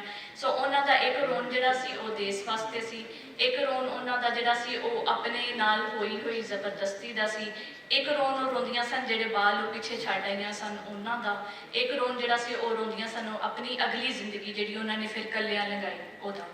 ਸੋ ਇਹ ਜਿਹੜਾ ਟਰਾਮਾ ਚੱਲਦਾ ਰਿਹਾ। ਇਸੇ ਤਰ੍ਹਾਂ ਜਿਹੜੀਆਂ ਬੀਬੀਆਂ ਬਹੁਤ ਸਾਰੀਆਂ ਜਿਹੜੀਆਂ ਜਿਸ ਤਰ੍ਹਾਂ ਮਾਈ ਸ਼ਰੀਫਾਂ ਦੀ ਅਸੀਂ ਵੇਖਦੇ ਸਾਂ ਕਹਾਣੀ, ਤੇ ਜਿਨ੍ਹਾਂ ਦੇ ਭਰਾ ਵਿਛੜ ਗਏ ਜਾਂ ਜਿਨ੍ਹਾਂ ਦੇ ਬੱਚੇ ਕਤਲ ਹੋ ਗਏ ਉਹਨਾਂ ਦੀ ਅੱਖਾਂ ਦੇ ਸਾਹਮਣੇ, ਉਹ ਉਸ ਇਮੋਸ਼ਨਲ ਟਰਾਮੇ ਵਿੱਚੋਂ ਕਦੀ ਨਹੀਂ ਨਿਕਲ ਸਕੀਆਂ। ਇਹਦੇ ਨਾਲ ਜਦੋਂ ਇਹਦੇ ਤੇ ਗੱਲ ਨਹੀਂ ਸੀ ਹੁੰਦੀ, ਬੀਬੀਆਂ ਦੇ ਹਵਾਲੇ ਨਾਲ ਜੋ ਕੁਝ ਬੀਬੀਆਂ ਦੇ ਨਾਲ ਹੋਇਆ ਉਹਦੇ ਤੇ ਗੱਲ ਨਹੀਂ ਸੀ ਕੀਤੀ ਜਾਂਦੀ, ਕਿਉਂਕਿ ਇਹਨੂੰ ਸਮਝਿਆ ਜਾਂਦਾ ਸੀ ਅਸੀਂ ਗੱਲ ਕਰਾਂਗੇ ਤੇ ਸਾਡੀ ਬਦਨਾਮੀ ਹੋਏਗੀ। ਸੋ ਕੋਈ ਵੀ ਜਿੰਨੀਆਂ ਕਹਾਣੀਆਂ ਲਿਖੀਆਂ ਹਿਸਟੋਰੀਅਨਸ ਨੇ ਵੀ, ਜਿਹੜੀਆਂ ਸਟੋਰੀਜ਼ ਇਕੱਠੀਆਂ ਕੀਤੀਆਂ ਬੀਬੀਆਂ ਦੀਆਂ, ਜਦੋਂ ਉਹਨਾਂ ਨੇ ਉਹ ਕਹਾਣੀਆਂ ਲਿਖੀਆਂ ਤੇ ਕੋਈ ਵੀ ਬੀਬੀ ਆਪਣੇ ਨਾਲ ਹੋਈ ਗੱਲ ਨਹੀਂ ਸੀ ਦੱਸਦੀ। ਸੋ ਉਹ ਜਿਹੜੀ ਤੁਸੀਂ ਹੁਣ ਤੇ ਸਾਡੇ ਇੱਥੇ ਬੜੀਆਂ ਆਮ ਇਸਤਲਾਹਾਂ ਨੇ, ਪੋਸਟ ਟਰਾਮੈਟਿਕ ਡਿਸਆਰਡਰਸ ਦੇ ਹਵਾਲੇ ਨਾਲ, PTSD ਵਗੈਰਾ ਦੇ ਹਵਾਲੇ ਨਾਲ ਵੀ ਹੁਣ ਤੇ ਲੋਕਾਂ ਦੇ ਵਿੱਚ ਅਵੇਅਰਨੈਸ ਹੈ, ਲੇਕਿਨ ਜ਼ਾਹਿਰ ਹੈ ਅੱਜ ਤੋਂ 75 ਵਰੇ ਪਹਿਲੇ ਜਾਂ ਅੱਜ ਤੋਂ 50 ਵਰੇ ਪਹਿਲੇ ਉਹ ਅਵੇਅਰਨੈਸ ਵੀ ਨਹੀਂ ਸੀ ਹੈ। ਸੋ ਉਹਨਾਂ ਦੇ ਨਾਲ ਗੱਲ ਨਹੀਂ ਸੀ ਕੀਤੀ ਜਾਂਦੀ। ਜਿਹੜਾ ਰਿਕਾਰਡ ਹੋਈ ਹਿਸਟਰੀ ਉਹਦੇ ਵਿੱਚ ਉਹਨਾਂ ਬੀਬੀਆਂ ਦੀ ਇਸ ਸਾਰੀ ਕਹਾਣੀ ਨੂੰ ਛੁਪਾ ਦਿੱਤਾ ਗਿਆ। ਸੋ ਸਾਡੇ ਕੋਲ ਜਿਹੜੇ ਅਕਾਊਂਟਸ ਆਉਂਦੇ ਨੇ, ਕੋਈ ਵੀ ਬਹੁਤ ਘੱਟ ਕੋਈ ਐਸੀ ਬੀਬੀ ਹੈ ਜਿਹਨੇ ਆਪਣੇ ਉਸ ਚੀਜ਼ ਦੇ ਉੱਤੇ ਗੱਲ ਕੀਤੀ ਹੋਵੇ, ਨਹੀਂ ਤੇ ਉਹ ਸਾਰੀਆਂ ਗੱਲਾਂ ਛੁਪਾ ਦਿੱਤੀਆਂ ਗਈਆਂ, ਉਹਨਾਂ ਦੇ ਨਾਲ ਜੋ ਕੁਝ ਹੋਇਆ ਉਹ ਛੁਪਾ ਦਿੱਤਾ ਗਿਆ। ਸੋ ਤਾਰੀਖ ਦਾ ਉਹ ਹਿੱਸਾ ਵੀ ਖਾਮੋਸ਼ ਹੋ ਗਿਆ ਜਿਨ੍ਹਾਂ ਉਹਨਾਂ ਬੀਬੀਆਂ ਦੇ ਉੱਤੇ ਗੱਲ ਕਰਨੀ ਸੀ ਜਾਂ ਲਿਖਣੀ ਸੀ। ਜਿਨ੍ਹਾਂ ਰਾਈਟਰਸ ਨੇ ਵੰਡ ਦੇ ਉੱਤੇ ਲਿਖਿਆ, ਸਿਰਫ ਮੇਰਾ ਖਿਆਲ ਹੈ ਕਿ ਫਿਕਸ਼ਨ ਇੱਕ ਐਸਾ ਜ਼ਰੀਆ ਸੀ ਜਿਹਦੇ ਵਿੱਚ ਅਸੀਂ ਲੈਲਪੁਰ ਦੇ ਅਫਸਰ ਐਸਨ ਰੰਧਾਵਾ ਸਾਹਿਬ ਦਾ ਨਾਂ ਲੈ ਸਕਦੇ ਹਾਂ, ਅੰਮ੍ਰਿਤਾ ਪ੍ਰੀਤਮ ਦਾ ਨਾਂ ਲੈ ਸਕਦੇ ਹਾਂ, ਕਿ ਜਿਨ੍ਹਾਂ ਨੇ ਬੀਬੀਆਂ ਦੇ ਹਵਾਲੇ ਨਾਲ ਜਾਂ ਉਹਨਾਂ ਦੇ ਦੁਖਾਂਤ ਦੇ ਹਵਾਲੇ ਨਾਲ ਕੁਛ ਗੱਲਾਂ ਕੀਤੀਆਂ। ਸਿਰਫ ਫਿਕਸ਼ਨ ਇੱਕ ਐਸਾ ਰਾਹ ਰਹਿ ਗਿਆ ਸੀ ਜਿੱਥੇ ਕੋਈ ਗੱਲਾਂ ਸਾਹਮਣੇ ਆ ਰਹੀਆਂ ਸਨ। ਅਦਰਵਾਈਜ਼ ਤਾਰੀਖ ਨੂੰ ਵੇਖ ਲਓ ਤੇ ਉਹਦੇ ਵਿੱਚ ਬਿਲਕੁਲ ਖਾਮੋਸ਼ੀ ਸੀ, ਖਾਸ ਤੌਰ ਤੇ ਬੀਬੀਆਂ ਦੇ ਹਵਾਲੇ ਨਾਲ। BBC ਦੇ ਉੱਤੇ ਕੁਝ ਵੀਡੀਓਜ਼ ਇਸ ਤਰ੍ਹਾਂ ਦੀਆਂ ਰਿਕਾਰਡ ਕੀਤੀਆਂ ਗਈਆਂ ਉਹਨਾਂ ਥਾਵਾਂ ਦੀਆਂ ਜਿੱਥੇ ਬੀਬੀਆਂ ਨੇ, ਅੱਛਾ ਇਹਦੇ ਵਿੱਚ ਇੱਕ ਹੋਰ ਵੀ ਸੀ ਜਿਹੜੀਆਂ ਬੀਬੀਆਂ ਨੇ ਆਪਣੀ ਜਾਨ ਆਪ ਹੀ ਲਈ ਉਸ ਇੱਜ਼ਤ ਜਾਂ ਗੈਰਤ ਨੂੰ ਬਚਾਉਣ ਵਾਸਤੇ। ਸੁਸਾਇਟੀ ਦੀ ਇੱਜ਼ਤ ਜਾਂ ਗੈਰਤ ਦੇ ਜਿਹੜੇ ਸੋ ਕਾਲਡ ਪੈਰਾਮੀਟਰਸ ਨੇ ਉਹਨਾਂ ਨੂੰ ਸਾਹਮਣੇ ਰੱਖਦਿਆਂ ਹੋਇਆਂ ਖੁਦਕੁਸ਼ੀਆਂ ਕੀਤੀਆਂ। ਸੋ ਉਹਦੇ ਹਵਾਲੇ ਨਾਲ ਕੁਝ ਮੈਂ ਚੀਜ਼ਾਂ ਵੇਖ ਰਹੀ ਸਾਂ ਤੇ ਸਾਹਮਣੇ ਗੱਲ ਆਈ ਕਿ ਕੋਈ ਵੀ ਮੰਨਣ ਨੂੰ ਤਿਆਰ ਨਹੀਂ ਹੈ, ਕਿਉਂਕਿ ਸਟੋਰੀ ਟੈਲਿੰਗ ਜਿਹੜੀ ਹੈ, ਜਿਹੜੀ ਕਹਾਣੀ ਦੱਸੀ ਜਾ ਰਹੀ ਹੈ ਉਹ ਬੰਦਿਆਂ ਦੇ ਥਰੂ ਦੱਸੀ ਜਾ ਰਹੀ ਹੈ। ਬੀਬੀਆਂ ਆਪਣੀ ਆਵਾਜ਼ ਨੂੰ ਇੰਪੋਰਟੈਂਸ ਵੀ ਨਹੀਂ ਦੇ ਰਹੀਆਂ। ਉਹ ਕਹਿੰਦੀਆਂ ਨੇ ਨਹੀਂ ਤੁਸੀਂ ਅਸੀਂ ਤੇ ਘਰ ਰਹਿੰਦੇ ਹਾਂ, ਘਰ ਰਹਿਣ ਵਾਲੀ ਮੈਂ ਤੇ ਸਿੱਧੀ ਸਾਦੀ ਬੀਬੀ ਹਾਂ, ਮੈਨੂੰ ਤੇ ਨਹੀਂ ਪਤਾ ਕਿ ਕੀ ਹੋਇਆ ਵੰਡ ਵਿੱਚ ਕੀ ਹੋਇਆ, ਅਸੀਂ ਤੇ ਉੱਥੋਂ ਟੁਰੇ ਸਾਂ ਤੇ ਅਸੀਂ ਬਸ ਇੱਥੇ ਆ ਕੇ ਪੈ ਗਏ। ਤੇ ਤੁਸੀਂ ਕਿਸੇ ਬੰਦੇ ਨੂੰ ਪੁੱਛ ਲਓ, ਉਹਨਾਂ ਨੂੰ ਚੋਖਾ ਪਤਾ ਹੋਏਗਾ, ਕਿਉਂਕਿ ਬੋਲਣ ਦੀ ਉਹ ਆਜ਼ਾਦੀ ਨਹੀਂ ਲੱਭੀ, ਉਹਨਾਂ ਨੂੰ ਦੱਸਿਆ ਨਹੀਂ ਗਿਆ ਕਿ ਤੁਹਾਡਾ ਬੋਲਣਾ ਕਿੰਨਾ ਜ਼ਰੂਰੀ ਹੈ। ਸੋ ਉਹਨਾਂ ਦੀ ਆਵਾਜ਼ ਉਸ ਤਰ੍ਹਾਂ ਰਿਕਾਰਡ ਨਹੀਂ ਹੋਈ। ਜਿਨ੍ਹਾਂ ਜਗ੍ਹਾ ਤੇ ਬੀਬੀਆਂ ਦੇ ਨਾਲ ਅਬਡਕਸ਼ਨਸ ਹੋਈਆਂ ਜਾਂ ਜਿਨ੍ਹਾਂ ਜਗ੍ਹਾ ਤੇ ਬਹੁਤ ਵੱਡੇ ਵੱਡੇ ਵਾਕਿਆਤ ਬੀਬੀਆਂ ਦੇ ਹਵਾਲੇ ਨਾਲ ਹੋਏ, ਜਿਹਦੇ ਵਿੱਚ ਪਿੰਡੀ ਦੇ ਕਰੀਬ ਇੱਕ ਪਿੰਡ ਜਿਹੜਾ ਵਿਥੋਆ ਹਾਲਸਾ ਪਿੰਡ ਦੇ ਵਿੱਚ ਬਹੁਤ ਵੱਡੀ ਤਾਦਾਦ ਦੇ ਵਿੱਚ 1000 ਬੀਬੀ ਦਾ ਜਿਹੜਾ ਵੇ ਤਕਰੀਬਨ ਨੰਬਰ ਦਿੱਤਾ ਜਾਂਦਾ। ਇਹ ਤੁਸੀਂ ਥੋਆ ਖਾਲਸਾ ਪਿੰਡ ਦੇ ਵਿੱਚ ਜਿਹੜਾ ਹੋਇਆ ਉਹਦੀ ਗੱਲ ਕਰ? ਜੀ ਜੀ, ਥੋਆ ਖਾਲਸਾ ਪਿੰਡ ਦੇ ਵਿੱਚ ਤਕਰੀਬਨ 1000 ਦੇ ਕਰੀਬ ਨੰਬਰ ਦਿੱਤਾ ਜਾਂਦਾ ਹੈ ਬੀਬੀਆਂ ਦਾ, ਜਿਨ੍ਹਾਂ ਨੇ ਜਾਂ ਤੇ ਕੂਇਆਂ ਦੇ ਵਿੱਚ ਛਾਲਾਂ ਮਾਰ ਕੇ ਖੁਦਕੁਸ਼ੀਆਂ ਕਰ ਲਈਆਂ ਤੇ ਜਾਂ ਫਿਰ ਉਹ ਜਿਹੜੀਆਂ ਨੇ ਕਤਲ ਕਰ ਦਿੱਤੀਆਂ ਗਈਆਂ। ਸੋ ਜਦੋਂ ਉਹਦੇ ਹਵਾਲੇ ਨਾਲ ਵੀਡੀਓਜ਼ ਬਣਾਈਆਂ ਗਈਆਂ ਜਾਂ ਉਹਦੇ ਤੇ ਕੋਈ ਰਿਕਾਰਡ ਕਰਨ ਦੀ ਕੋਸ਼ਿਸ਼ ਕੀਤੀ ਗਈ ਤੇ ਉਸ ਪਿੰਡ ਦੇ ਰਹਿਣ ਵਾਲੇ ਸਾਰੇ ਬੰਦੇ ਇਸ ਗੱਲ ਤੋਂ ਇਨਕਾਰੀ ਹੋ ਗਏ। ਉਹਨਾਂ ਨੇ ਕਿਹਾ ਕਿ ਸਾਡੇ ਪਿੰਡ 'ਚ ਤੇ ਐਸਾ ਕੁਝ ਹੋਇਆ ਹੀ ਨਹੀਂ, ਸਾਡੇ ਪਿੰਡ 'ਚ ਤੇ ਕਿਸੇ ਬੀਬੀ ਦੇ ਨਾਲ ਐਸਾ, ਕਿਉਂਕਿ ਸ਼ੇਮ ਦਾ ਐਲੀਮੈਂਟ ਜੁੜਿਆ ਹੋਇਆ ਨਾ। ਸੋ ਜਿਹੜਾ ਮੇਲ ਵੇ ਉਹ ਉਹਨੂੰ ਪੂਰੀ ਕਮਿਊਨਿਟੀ ਦੇ ਉੱਤੇ ਲੈ ਰਿਹਾ ਵੇ ਕਿ ਜੇ ਮੈਂ ਅੱਜ ਮੰਨਾਂਗਾ ਕਿ ਇੱਥੇ ਬੀਬੀਆਂ ਦੇ ਨਾਲ ਇਹ ਹੋਇਆ ਤੇ ਉਹ ਇਟਸੈਲਫ ਮੇਰੇ ਉੱਤੇ ਵੀ ਆਏਗਾ, ਮੇਰੇ ਭਾਈਬੰਦੀਆਂ ਦੇ ਉੱਤੇ ਵੀ ਗੱਲ ਆਏਗੀ ਕਿ ਸਾਡੇ ਪਿੰਡ 'ਚ ਬੀਬੀਆਂ ਦੇ ਨਾਲ ਇਹ ਹੋਇਆ ਸੀ। ਸੋ ਉਹਨਾਂ ਨੇ ਉਹਨੂੰ ਪੂਰੀ ਤਰ੍ਹਾਂ ਨਿਗੇਟ ਕਰ ਦਿੱਤਾ ਕਿ ਨਹੀਂ, ਸਾਡੇ ਪਿੰਡ 'ਚ ਤੇ ਐਸਾ ਕੁਝ ਹੋਇਆ ਹੀ ਨਹੀਂ ਹੈ। ਸਹੀ। ਅਸੀਂ ਪੰਜਾਬ ਦੀਆਂ ਕਹਾਣੀਆਂ ਤੇ ਗੱਲਬਾਤ ਨੂੰ ਅੱਗੇ ਵਧਾਉਂਦੇ ਹਾਂ ਤੇ ਮੈਂ ਢੱਲਾ ਸਾਹਿਬ ਨੂੰ ਪੁੱਛਾਂਗਾ ਕਿ ਢੱਲਾ ਸਾਹਿਬ ਜਦੋਂ ਤੁਸੀਂ ਇਹ ਕੰਮ ਸ਼ੁਰੂ ਕੀਤਾ ਤੇ ਅਸੀਂ ਤੇ ਸੁਣਿਆ ਕਿ 75 ਵਰ੍ਹਿਆਂ ਤੋਂ ਬਾਅਦ ਕੁਝ ਵੀ ਨਹੀਂ ਸੀ ਬਚਿਆ, ਇੱਥੋਂ ਤੱਕ ਕਿ ਬਿਲਡਿੰਗਾਂ ਵੀ ਟੱਟ ਗਈਆਂ, ਲੇਕਿਨ ਤੁਸੀਂ ਉਹਦੇ ਵਿੱਚੋਂ ਕੁਝ ਐਸੀਆਂ ਯਾਨੀ ਤੁਸੀਂ ਦੱਸ ਰਹੇ ਸੋ ਕਿ ਬਹੁਤ ਸਾਰੀਆਂ ਸਕਸੈਸ ਸਟੋਰੀਜ਼ ਵੀ ਤੁਹਾਡੇ ਸਾਹਮਣੇ ਆਈਆਂ ਤੇ ਤੁਹਾਡਾ ਆਪਣਾ ਜਿਹੜਾ ਪਰਸਨਲ ਐਕਸਪੀਰੀਅੰਸ ਸੀ, ਮਤਲਬ ਇੱਕ ਬੰਦਾ ਜਿਹੜਾ ਇੱਕ ਤੇ ਤਾਰੀਖ ਦਾ ਬੰਦਾ ਹੈ ਉਹ ਉਹਨੂੰ ਸਮਝਦਾ ਹੈ ਜਾਂ ਉਸ ਚੀਜ਼ ਨੂੰ ਵੇਖ ਰਿਹਾ ਹੁੰਦਾ, ਇੱਕ ਬੰਦਾ ਜਿਹੜਾ ਆਪਣੇ ਦਾਦੇ ਦੀ ਕੀਤੀ ਹੋਈ ਗੱਲ ਦਾ ਸੱਚ ਜਾਂ ਝੂਠ ਲੱਭਦਾ ਜਦੋਂ ਜਾਂਦਾ ਹੈ ਤੇ ਉਹਦੇ ਜਿਹੜੇ ਐਕਸਪੀਰੀਅੰਸ ਹਨ, ਇੱਕ ਤਾਂ ਸਾਨੂੰ ਆਪਣੀ ਉਹ ਜਿਹੜੀ ਸਕਸੈਸ ਸਟੋਰੀ ਹੈ ਜਿਹਦੇ ਵਿੱਚ ਤੁਸੀਂ ਲੋਕਾਂ ਨੂੰ ਆਪਸ 'ਚ ਮਿਲਵਾਇਆ ਉਹ ਸਾਂਝੀ ਕਰੋ ਤੇ ਨਾਲ ਸਾਨੂੰ ਦੱਸੋ ਕਿ ਜਿਹੜਾ ਤੁਹਾਡਾ ਅੰਦਰੋਂ ਜਿਸ ਤਰ੍ਹਾਂ ਤੁਸੀਂ ਯਾਨੀ ਤੁਸੀਂ 2012-13 ਦੀ ਗੱਲ ਕਰਦੇ ਪਏ, 2012-13 ਤੋਂ 2022 ਚ ਆਉਂਦੇ ਆ ਤੁਸੀਂ ਉੱਥੋਂ ਜਿਹੜਾ ਉਹ 12 ਚ ਨਾਸਰ ਸੀ ਉਹਨੂੰ 2022 ਚ ਕਿਸ ਤਰ੍ਹਾਂ ਵੇਖਦੇ? ਹਾਂਜੀ ਚੱਠਾ ਸਾਹਿਬ, ਸਟੋਰੀਜ਼ ਜਿਵੇਂ ਤੁਹਾਨੂੰ ਦੱਸ ਰਿਹਾ ਸਾਂ ਕਿ ਅਸੀਂ 900 ਦੇ ਕੋਲ ਕੀਤੀਆਂ ਸਨ, ਕਾਫੀ ਸਾਰੀਆਂ ਉੱਚੋਂ ਬਲਕਿ ਸਾਰੀਆਂ ਸਕਸੈਸ ਹੀ ਸਮਝੋ ਤੁਸੀਂ। ਕੁਝ ਸਟੋਰੀਆਂ ਐਸੀਆਂ ਹੁੰਦੀਆਂ ਜਿਹੜੀਆਂ ਕੁਛ ਨਾ ਕੁਛ ਕਿਤੇ ਨਾ ਕਿਤੇ ਨਾ ਜ਼ਿਹਨ 'ਚ ਨਕਸ਼ ਰਹਿ ਜਾਂਦੀਆਂ। ਜੇ ਅਸੀਂ ਹੋਣ ਵਾਲੀ ਪੀੜ੍ਹੀ ਦੀ ਗੱਲ ਕਰਦੇ ਹਾਂ ਵੀ ਅਸੀਂ ਆਏ ਹਾਂ ਸਾਡੇ ਤੋਂ ਬਾਅਦ ਆ, ਮੈਨੂੰ ਇੱਕ 25 ਸਾਲ ਦਾ ਮੁੰਡਾ ਉਹਦੀ ਕਾਲ ਆਉਂਦੀ, ਮੈਨੂੰ ਕਹਿੰਦਾ ਯਾਰ ਮੈਨੂੰ ਨਾ ਫਲਾਣੇ ਥਾਂ ਤੋਂ ਨਾ, ਕਿਉਂਕਿ ਚੈਨਲ ਵੇਖਦੇ ਆ ਕਿ ਉਧਰ ਰਾਬਤੇ ਹੈ ਨੇ, ਮੈਨੂੰ ਆਹ ਪਿੰਡ ਹੈ ਇੰਡੀਆ ਦੇ ਵਿੱਚ ਉਹਦਾ ਨੰਬਰ ਕਿਸੇ ਬੰਦੇ ਦਾ ਚਾਹੀਦਾ। ਮੈਂ ਕਿਹਾ ਯਾਰ ਨੰਬਰ ਤੂੰ ਕੀ ਕਰਨਾ ਉਸ ਪਿੰਡ ਦਾ, ਮੈਨੂੰ ਦੱਸ ਕੀ ਗੱਲ ਹੈ। ਆਂਦਾ ਮੈਂ ਉੱਥੇ ਦੇ ਫਲਾਣਾ ਬੰਦਾ ਉਹਨਾਂ ਦੀ ਫੈਮਿਲੀ ਨੂੰ ਲੱਭਦਾ। ਮੈਂ ਕਿਹਾ ਕੀ ਕਹਿਣਾ, ਤੁਹਾਡੇ ਕੋਈ ਰਿਲੇਟਿਵ ਨੇ ਜਾਂ ਕਿਸ ਤਰ੍ਹਾਂ? ਆਂਦਾ ਨਹੀਂ ਮੈਂ ਨਾ ਉਹਨਾਂ ਕੋਲ ਮਾਫੀ ਮੰਗਣਾ ਚਾਹੁੰਦਾ। ਮੈਂ ਕਿਹਾ ਵੀ ਤੂੰ ਕਾਹਦੀ ਮਾਫੀ ਮੰਗਣਾ ਚਾਹੁੰਦਾ? ਆਂਦਾ ਵੀ ਜਦੋਂ ਪਾਰਟੀਸ਼ਨ ਦਾ ਸਾਰਾ ਸੀ ਨਾ, ਇੱਕ ਸਿੱਖ ਬਜ਼ੁਰਗ ਜਿਹੜਾ ਨਾ ਉਹ ਸਾਡੇ ਪਿੰਡ ਰਹਿ ਗਿਆ ਤੇ ਮੇਰੇ ਦਾਦੇ ਨੇ ਨਾ ਉਹਨੂੰ ਮਾਰਿਆ, ਆਪਣੇ ਦਾਦੇ ਦੀ ਗੱਲ ਸੁਣਾਉਣ ਰਿਹਾ ਤੇ ਮੇਰੇ ਦਾਦੇ ਨੂੰ ਮਾਰਿਆ। ਉਹ ਮਾਰਦਾ ਵੀ ਕਹਿੰਦਾ ਵੀ ਮੈਨੂੰ ਮਾਫ ਕਰ ਦੇ, ਮੈਨੂੰ ਨਾ ਮਾਰ, ਪਰ ਆਂਦਾ ਮੇਰੇ ਦਾਦੇ ਉਹਨੂੰ ਛੱਡਿਆ ਨਹੀਂ, ਮਾਰ ਦਿੱਤਾ। ਆਂਦਾ ਮੇਰਾ ਦਾਦਾ ਮਰਨ ਵੇਲੇ ਨੂੰ ਮੌਤ ਨਹੀਂ ਆਉਂਦੀ, ਮੇਰਾ ਦਾਦਾ ਦਾ ਸੀ ਉਹ ਸਰਦਾਰ ਮੇਰੀ ਅੱਖਾਂ ਦੇ ਸਾਹਮਣੇ ਹੁੰਦਾ ਅੱਜ ਵੀ ਉਸੇ ਤਰ੍ਹਾਂ। ਤੇ ਮੈਂ ਉਹ ਤਕਲੀਫ ਨੂੰ ਵੇਖਿਆ ਵੀ ਮੇਰਾ ਦਾਦਾ ਕਿਸ ਤਰ੍ਹਾਂ ਇਸ ਦੁਨੀਆ ਤੋਂ ਗਿਆ ਤੇ ਉਹ ਮਾਫੀ ਮੰਗਣਾ ਚਾਹੁੰਦਾ ਸੀ।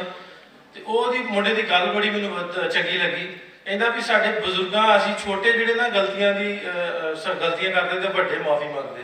ਆਂਦਾ ਜੀ ਉਹ ਸਾਡੇ ਬਜ਼ੁਰਗ ਨੇ ਇਸ ਤਰ੍ਹਾਂ ਕੀਤਾ ਸੀ ਤੇ ਮੈਂ ਉਹਨਾਂ ਕੋਲੋਂ ਉਹਦੀ ਫੈਮਿਲੀ ਕੋਲ ਮਾਫੀ ਮੰਗਣਾ ਚਾਹੁੰਦਾ ਤਾਂ ਕਿ ਉਹ ਅਗਲਾ ਸਫ਼ਰ ਮੇਰੇ ਦਾਦੇ ਨਾਲ ਦਾ ਜਿਹੜਾ ਨਾ ਆਸਾਨ ਹੋ ਜਾਏ। ਕਿਤੇ ਨਾ ਕਿਤੇ ਸਾਡੀ ਹੁਣ ਦੀ ਜਨਰੇਸ਼ਨ ਜਿਹੜੀ ਉਹ ਚਾਹੁੰਦੀ ਹੈ ਕਿ ਅਸੀਂ ਤਾਲਮੇਲ ਬਣਾਈਏ, ਉਹ ਜਿਹੜੀਆਂ ਗਲਤੀਆਂ ਕੁਤਾਈਆਂ ਹੁੰਦੀਆਂ ਉਹਨਾਂ ਨੂੰ ਪੱਸੇ ਪਰਦਾ ਪਾ ਕੇ। ਜੇ ਮੇਰੇ ਦਾਦੇ ਨਾਲ ਦੀ ਗੱਲਬਾਤ ਦਾ ਤੁਸੀਂ ਪੁੱਛਦੇ ਹੋ ਕਿ ਮੈਨੂੰ ਲੱਗਦਾ ਵੀ ਉਹ ਜਿਹੜੀ ਹਿਸਟਰੀ ਜਾਂ ਸਾਡਾ ਮੀਡੀਆ ਉਹ ਮੇਰੇ ਦਾਦੇ ਦੀ ਗੱਲ ਦੇ ਬਰਾਬਰ ਵੀ ਨਹੀਂ ਹੈ, ਬਿਲਕੁਲ ਝੂਠ ਹੈ। ਮੇਰੇ ਦਾਦੇ ਦੀ 100% ਗੱਲ ਬਿਲਕੁਲ ਸੱਚੀ ਹੈ। ਜਿਵੇਂ ਉਹ ਦੱਸਦੇ ਸਨ ਜੋ ਕੁਛ ਹੈ ਸੀ, ਹੁਣ ਮੈਂ ਵੇਖਦਾ ਕਿ ਲੋਕ ਹੁਣ ਸਾਡੇ ਕੋਲ ਬਜ਼ੁਰਗ ਆ ਕੇ ਬੈਠੇ, ਬਾਬਾ ਸਿੱਕਾ ਖਾਂ ਹੋਣੀ, ਬਾਬਾ ਸਦੀਕ, ਇਹ ਇੱਕ ਜਿੰਦੀ ਜਾਗ ਦੀ ਸਟੋਰੀ ਅਸੀਂ ਪਿਛਲੇ ਸਾਲ ਇਹਨਾਂ ਨੂੰ ਮਿਲਵਾਇਆ ਸੀ। ਤੇ ਬਿਲਕੁਲ 6 ਮਹੀਨੇ ਦੇ ਸਨ ਸਿੱਕਾ ਖਾਂ ਜਦੋਂ ਉੱਥੇ ਰਹਿ ਗਏ ਸਨ, ਜਦੋਂ ਪਾਰਟੀਸ਼ਨ ਹੋਈ ਹੈ। ਫਿਰ ਇਹਨਾਂ ਦੀ 75 ਸਾਲ ਬਾਅਦ ਕਰਤਾਰਪੁਰ ਸਾਹਿਬ ਇਹਨਾਂ ਦੀ ਮੁਲਾਕਾਤ ਹੋਈ। ਮੈਂ ਚਾਹਾਂਗਾ ਇੱਕ ਉਹਦਾ ਕਲਿੱਪ ਵੀ ਜ਼ਰੂਰ ਤੁਸੀਂ ਚਲਾ ਦਿਓ ਜਦੋਂ ਇਹ 75 ਸਾਲ ਬਾਅਦ ਦੋਵੇਂ ਭਰਾ ਮਿਲੇ ਨੇ। ਮੈਂ ਕਹਿੰਦਾ ਕਿ ਕਲਿੱਪ ਥੋੜਾ ਜਿਹਾ ਵੇਟ ਕਰ ਲਈਏ ਕਿਉਂਕਿ ਸਾਡੇ ਕੋਲ ਟਾਈਮ ਥੋੜਾ ਹੈ। ਤੇ ਅਸੀਂ ਮੈਂ ਡਾਕਟਰ ਖੌਲਾ ਨੂੰ ਕਹਾਂਗਾ ਕਿ ਅੱਜ ਦੀ ਪੀੜ੍ਹੀ ਜਿਹੜੀ ਹੁਣ ਤਾਰੀਖਦਾਨਾਂ ਦੀ ਇੱਕ ਨਵੀਂ ਪੀੜ੍ਹੀ ਹੈ ਜਿਹੜੀ ਓਰਲ ਜਿਹੜੀ ਜ਼ੁਬਾਨੀ ਗੱਲਬਾਤ ਹੈ ਉਹਨੂੰ ਵੀ ਲੈ ਸਕਦੀ, ਉਹਦੇ ਹਵਾਲੇ ਨਾਲ ਤੁਸੀਂ ਤਾਰੀਖ ਦੇ ਡਿਪਾਰਟਮੈਂਟਸ ਨੂੰ ਔਰ ਤਾਰੀਖ ਨੂੰ ਕਿਸ ਤਰ੍ਹਾਂ ਵੇਖਦੇ ਹੋ? ਬਸ 2 ਮਿੰਟ ਸਾਨੂੰ ਦੱਸੋ ਕਿਉਂਕਿ ਸਾਡੇ ਕੋਲ ਟਾਈਮ ਥੋੜਾ ਹੈ ਤੇ ਫਿਰ ਅਸੀਂ ਵਾਈਂਡ ਅਪ ਕਰਾਂਗੇ ਅਗਲੀ ਕਹਾਣੀ। ਹਾਂਜੀ ਜ਼ਰੂਰ। ਵੰਡ ਦੀ ਜਿਹੜੀ ਲਿਖੀ ਹੋਈ ਤਾਰੀਖ ਹੈ ਜੇ ਉਹਦੇ ਤੇ ਗੱਲ ਕਰੀਏ ਤੇ ਵੰਡ ਤੋਂ ਬਾਅਦ 50 ਵਰ੍ਹੇ ਤੱਕ ਵੰਡ ਦੇ ਉੱਤੇ ਜਿਹੜੀਆਂ ਜੋ ਲਿਖਿਆ ਗਿਆ ਉਹ ਜਾਂ ਤੇ ਆਫੀਸ਼ੀਅਲ ਨੈਰੇਟਿਵ ਸਨ ਤੇ ਜਾਂ ਫਿਰ ਉਹ ਵਾਲੀ ਤਾਰੀਖ ਸੀ ਜਿਹੜੀ ਕਿ ਸਾਨੂੰ ਨੈਸ਼ਨਲਿਸਟ ਪਰਸਪੈਕਟਿਵ ਦੇ ਨਾਲ ਮਿਲਦੀ ਸੀ। ਉਸ ਤੋਂ ਬਾਅਦ 50 ਵਰ੍ਹੇ ਬਾਅਦ ਜਦੋਂ 1980 ਦੇ ਦਹਾਕੇ ਦੇ ਵਿੱਚ ਯੂਰਪ ਦੇ ਵਿੱਚ ਸਬਾਲਟਰਨ ਸਟੱਡੀਜ਼ ਦੀ ਲਹਿਰ ਉੱਠੀ ਤੇ ਰਣਜੀਤ ਗੋਹਾ ਨੇ ਇਹਦੇ ਤੇ ਕੰਮ ਕਰਨਾ ਸ਼ੁਰੂ ਕੀਤਾ ਤੇ ਉਹ ਇੱਕ ਸਕੂਲ ਆਫ ਥਾਟ ਪੂਰਾ ਬਣਿਆ। ਤੇ ਉਸ ਤੋਂ ਵੀ ਇੱਕ ਦਹਾਕੇ ਬਾਅਦ ਫਿਰ ਸਾਡੇ ਇੱਥੇ 1990s ਦੇ ਵਿੱਚ ਆ ਕੇ ਤਕਰੀਬਨ ਜਿਹੜੇ ਤਾਰੀਖਦਾਨ ਨੇ ਉਹਨਾਂ ਨੇ ਪੀਪਲਸ ਹਿਸਟਰੀ ਦੀ ਗੱਲ ਕਰਨੀ ਸ਼ੁਰੂ ਕੀਤੀ। ਸੋ ਪੀਪਲਸ ਹਿਸਟਰੀ ਤੇ ਜਦੋਂ ਕੰਮ ਹੋਣਾ ਸ਼ੁਰੂ ਹੋਇਆ ਤੇ ਉਹਦੇ ਵਿੱਚ ਸਭ ਤੋਂ ਵੱਡਾ ਜਿਹੜਾ ਸੋਰਸ ਆਫ ਇਨਫੋਰਮੇਸ਼ਨ ਹੈ ਉਹ ਔਰਲ ਹਿਸਟਰੀ ਦੇ ਥਰੂ ਹੈ। ਸਾਡੀ ਪੰਜਾਬ ਦੀ ਟ੍ਰੈਡੀਸ਼ਨ ਬਹੁਤ ਸਟਰੋਂਗ ਹੈ ਇਸ ਹਵਾਲੇ ਦੇ ਨਾਲ। ਅਸੀਂ ਕਿੱਸਿਆਂ ਦੀ ਟ੍ਰੈਡੀਸ਼ਨ ਨੂੰ ਵੇਖ ਲਈਏ, ਕਿੱਸਾ ਹੀਰ ਵਾਰਿਸ ਸ਼ਾਹ ਵੇ, ਹੀਰ ਦਮੋਦਰ ਵੇ, ਉਸ ਦੇ ਇਲਾਵਾ ਮਿਰਜ਼ਾ ਸਾਹਿਬਾ ਦਾ ਕਿੱਸਾ ਵੇ। ਇਸ ਤਰ੍ਹਾਂ ਹੀ ਲੋਕ ਕਹਾਣੀਆਂ ਦਾ ਜਿਹੜਾ ਇੱਕ ਪੂਰਾ ਅਦਬ ਸਾਨੂੰ ਲੱਭਦਾ ਵੇ ਜਿਹੜਾ ਨਸਲ ਦਰ ਨਸਲ ਅੱਗੇ ਚੱਲਦਾ ਰਿਹਾ। ਸੋ ਜਿਹੜੀ ਵੰਡ ਦੀ ਤਾਰੀਖ ਜਿਹੜੀ ਪੀਪਲਸ ਹਿਸਟਰੀ ਲਿਖੀ ਗਈ ਫਿਰ ਉਹ ਲੋਕ ਕਹਾਣੀਆਂ ਦੇ ਰਾਹੀਂ ਵੀ ਲਿਖੀ ਗਈ ਔਰ ਸਾਡੇ ਜਿਹੜੇ ਹਿਸਟੋਰੀਅਨਸ ਨੇ ਉਹਨਾਂ ਨੇ ਵੀ ਇਸ ਗੱਲ ਨੂੰ ਮੰਨਿਆ ਕਿ ਅਸੀਂ ਔਰਲ ਹਿਸਟਰੀ ਨੂੰ ਕਲੈਕਟ ਕੀਤਿਆਂ ਬਗੈਰ ਜਿਹੜਾ ਵੇ ਇਹਨੂੰ ਨਹੀਂ ਕਰ ਸਕਦੇ। ਤੇ ਇਹਦੇ ਨਾਲ ਨਾਲ ਫਿਰ ਜ਼ਾਹਿਰ ਹੈ ਸੋਸ਼ਲ ਮੀਡੀਆ ਨੇ, ਜਦੀਦ ਟੈਕਨੋਲੋਜੀ ਨੇ ਬਹੁਤ ਇਹਦੇ ਵਿੱਚ ਰੋਲ ਪਲੇ ਕੀਤਾ ਕਿ ਡਿਜੀਟਲਾਈਜ਼ ਤਰੀਕੇ ਦੇ ਨਾਲ ਜਿਹੜਾ ਹੈ ਉਹ ਲੋਕ ਹੁਣ ਤੇ ਔਰਲ ਹਿਸਟਰੀ ਸਾਰੀ ਡਿਜੀਟਲ ਤਰੀਕੇ ਦੇ ਨਾਲ ਜਿਹੜੀ ਉਹ ਲਿਖੀ ਜਾ ਰਹੀ ਹੈ। ਬਹੁਤ ਬਹੁਤ ਸ਼ੁਕਰੀਆ। ਅਸੀਂ ਆਪਣੇ ਇਸ ਸੈਸ਼ਨ ਦੇ ਅਖੀਰ ਵੱਲ ਨੂੰ ਵਧਦੇ ਹੋਏ ਹਾਂ। ਅਖੀਰ ਤੇ 2 ਗੱਲਾਂ ਕਿ ਅੱਜ ਪਹਿਲੇ ਸੈਸ਼ਨ ਤੋਂ ਲੈ ਕੇ ਤੇ ਇਹ ਸਾਡੇ ਤੀਜੇ ਸੈਸ਼ਨ ਤੱਕ ਆਉਂਦੇ ਆ, ਬੜੀ ਚੰਗੀ ਗੱਲ ਲੱਗੀ ਕਿ ਲੋਕਾਂ ਹੜੱਪਾ ਤੇ ਮੌਜੂਦਾੜੂ ਨੂੰ ਯਾਦ ਕੀਤਾ।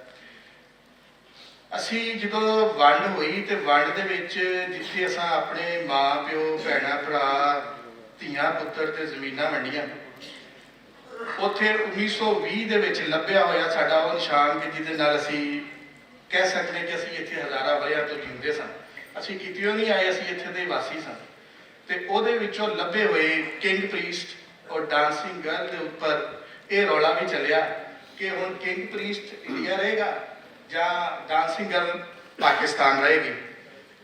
ਇਸ ਲੜਾਈ ਦੇ ਵਿੱਚ ਇੱਕ ਬਹੁਤ ਅਹਿਮ ਚੀਜ਼ ਸੀ ਜਿਹੜੀ ਮੈਂ ਸਮਝਦਾ ਕਿ ਉਹ ਸਾਰਿਆਂ ਨੂੰ ਮੈਂ ਇਸ ਪਲੇਟਫਾਰਮ ਦੇ ਥਰੂ ਦੱਸਾਂ ਕਿ ਪੂਰੀ ਮੌਜੂਦਾੜੋ ਦੀ 5000 ਦੀ ਇਸ ਤਾਰੀਖ ਦੇ ਵਿੱਚੋਂ ਅਗਰ ਕੋਈ ਸਾਨੂੰ ਪੂਰੀ ਚੀਜ਼ ਲੱਭੀ ਸੀ ਤਾਂ ਇੱਕ ਸੋਨੇ ਦਾ ਹਾਰ ਸੀ ਜਿਹੜਾ ਇੱਕ ਪਿੱਤਲ ਦੇ ਭਾਂਡੇ ਦੇ ਵਿੱਚ ਦੱਬਿਆ ਹੋਇਆ ਲੱਭਿਆ।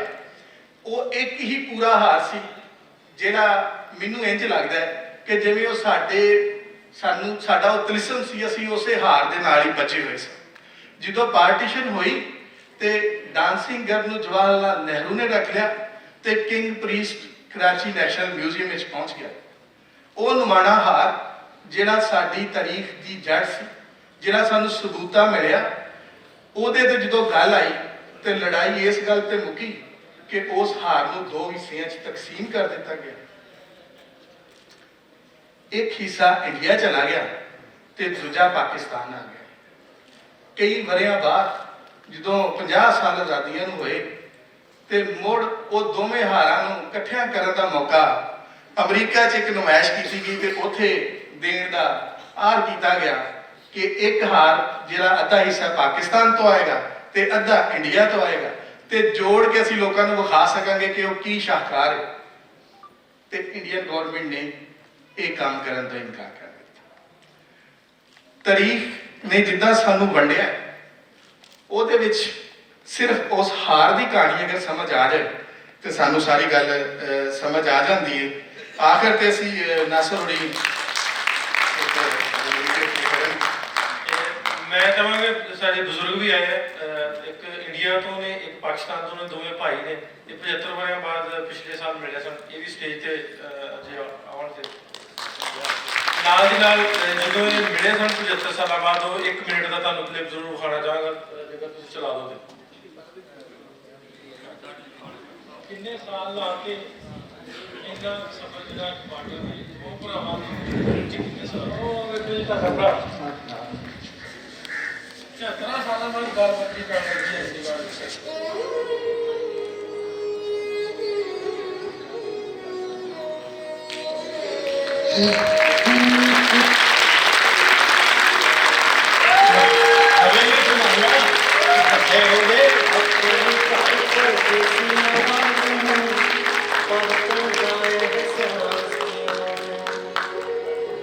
मैं 47 मगरों जमिया मेरे पिंडे लास क्यों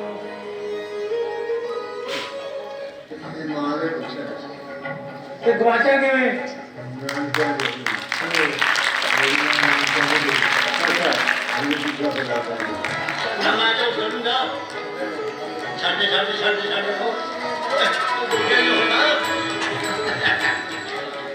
ਕੁਦਰਤ ਨੇ ਤੁਹਾਨੂੰ ਬਖਸ਼ਿਆ ਕਿ ਇੰਨੇ ਸਾਲਾਂ ਬਾਅਦ ਘੁੱਟ ਜੱਫੀ ਪਾਉਣ ਦਾ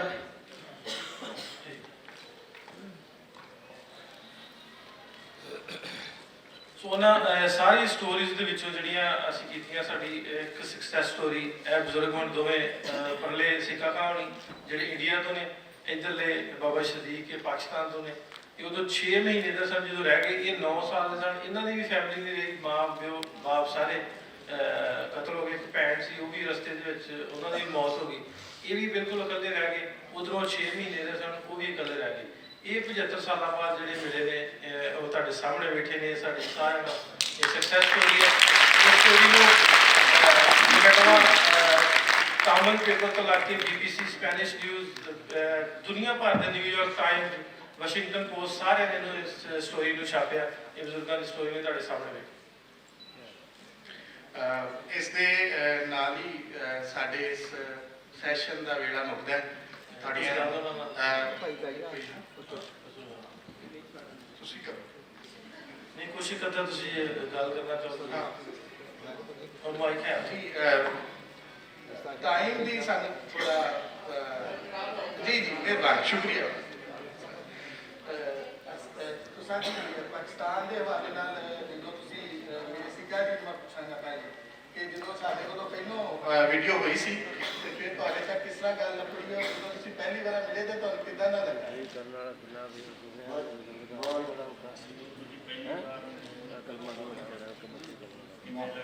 बहुत चंगा लग्या, बहुत चंगा लग्या।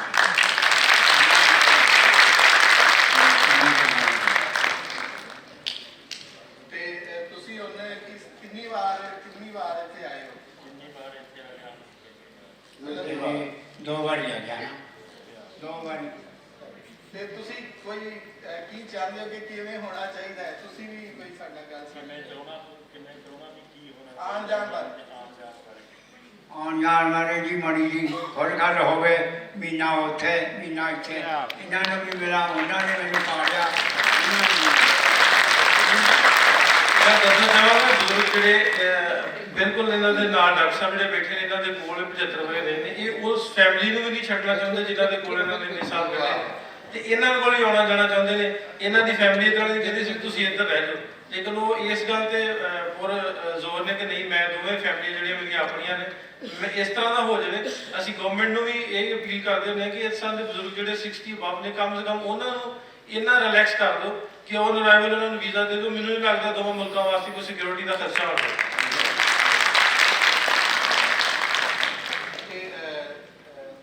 ਤੁਹਾਨੂੰ ਜੀ, ਤੁਸੀਂ ਜਦੋਂ ਇਹਨਾਂ ਨਾਲ ਵੀਡੀਓ, ਇਹਨਾਂ ਨੇ ਤੁਹਾਡੇ ਆ ਕੇ ਕੈਮਰੇ ਨਾਲ ਵੀਡੀਓ ਬਣਾਈ, ਉਦੋਂ ਤੁਹਾਨੂੰ ਲੱਗਦਾ ਸੀ ਕਿ ਤੁਸੀਂ ਆਪਣੇ ਭਰਾ ਨੂੰ ਮਿਲ ਸਕੋਗੇ, ਜਾਂ ਤੁਹਾਡੇ ਦਿਲ 'ਚ ਹੈ ਸੀ ਕਿ ਉਹ ਜਿਉਂਦਾ ਜਾਗਦਾ ਕਿਤੇ? ਅਸੀਂ ਕੋਸ਼ਿਸ਼ ਕਰਦੇ ਰਹੇ ਹਾਂ, ਅਸੀਂ ਪੰਜਾਬੀਆਂ ਨੂੰ ਵੀ ਪੁੱਛਦੇ ਰਹੇ ਹਾਂ, ਉਹਨਾਂ ਨੇ ਕਿਸੇ ਦੱਸ ਦੇਣਾ ਵੀ ਜਿੰਦਾ ਹੈ। ਸ਼ਕੀ ਸਰਵਰ ਮੈਂ ਗਿਆ ਸੀ, ਉਹਦੀ ਪੁੱਛਣਾ ਪਈ, ਇੱਦਾਂ ਕਰਕੇ ਵੀ ਹੌਲੀ ਹੌਲੀ ਸਾਨੂੰ ਪਤਾ ਲੱਗਦਾ ਹੈ। ਫਿਰ ਆਸਤੇ ਆਸਤੇ ਨੰਬਰਦਾਰ ਰੱਦ ਕਰ ਗਏ। ਇਹਨਾਂ ਨੇ ਅਸੀਂ ਕਮਾਲ ਪੀਰ ਦੇ ਸੀ ਗੁਰਗੱਢ ਬਣਾਉਣਾ, ਇਹਦੇ ਪਿਓ ਨੂੰ ਮੈਂ ਦੱਸਿਆ, ਮੈਂ ਜਿਆਦਾ ਇੱਦਾਂ ਸਾਨੂੰ ਮੇਰਾ ਭਰਾ ਕਰੇਗਾ। ਚਲੋ ਮੌਕਾ ਲੰਘ ਗਿਆ ਅਤੇ ਨਾ ਚਲੋ ਇਹਨਾਂ ਦਾ ਕੋਈ ਰਾਬਤਾ ਸੀਗਾ। ਇਹਨਾਂ ਨੇ ਫਿਰ ਇਹਨਾਂ ਨੂੰ ਸਾਡੀ ਮੁਲਾਕਾਤ ਕਰਾਈ। ਫਿਰ ਇਹਨਾਂ ਇੰਟਰਵਿਊ ਲਿਆ ਮੇਰਾ ਇੰਡੀਆ ਤੋਂ ਲੱਗ ਕੇ ਫੈਸਲਾਬਾਦ ਤੱਕ ਉਹ ਸਭ ਕੁਝ ਦੱਸਿਆ। ਇਹਨਾਂ ਨੇ ਦੇਖ ਕੇ ਜਿੱਥੇ ਜੀਰਾ ਹੋਇਆ ਨਲਪੁਰ ਮਰ ਗਿਆ ਬਾਹਰ।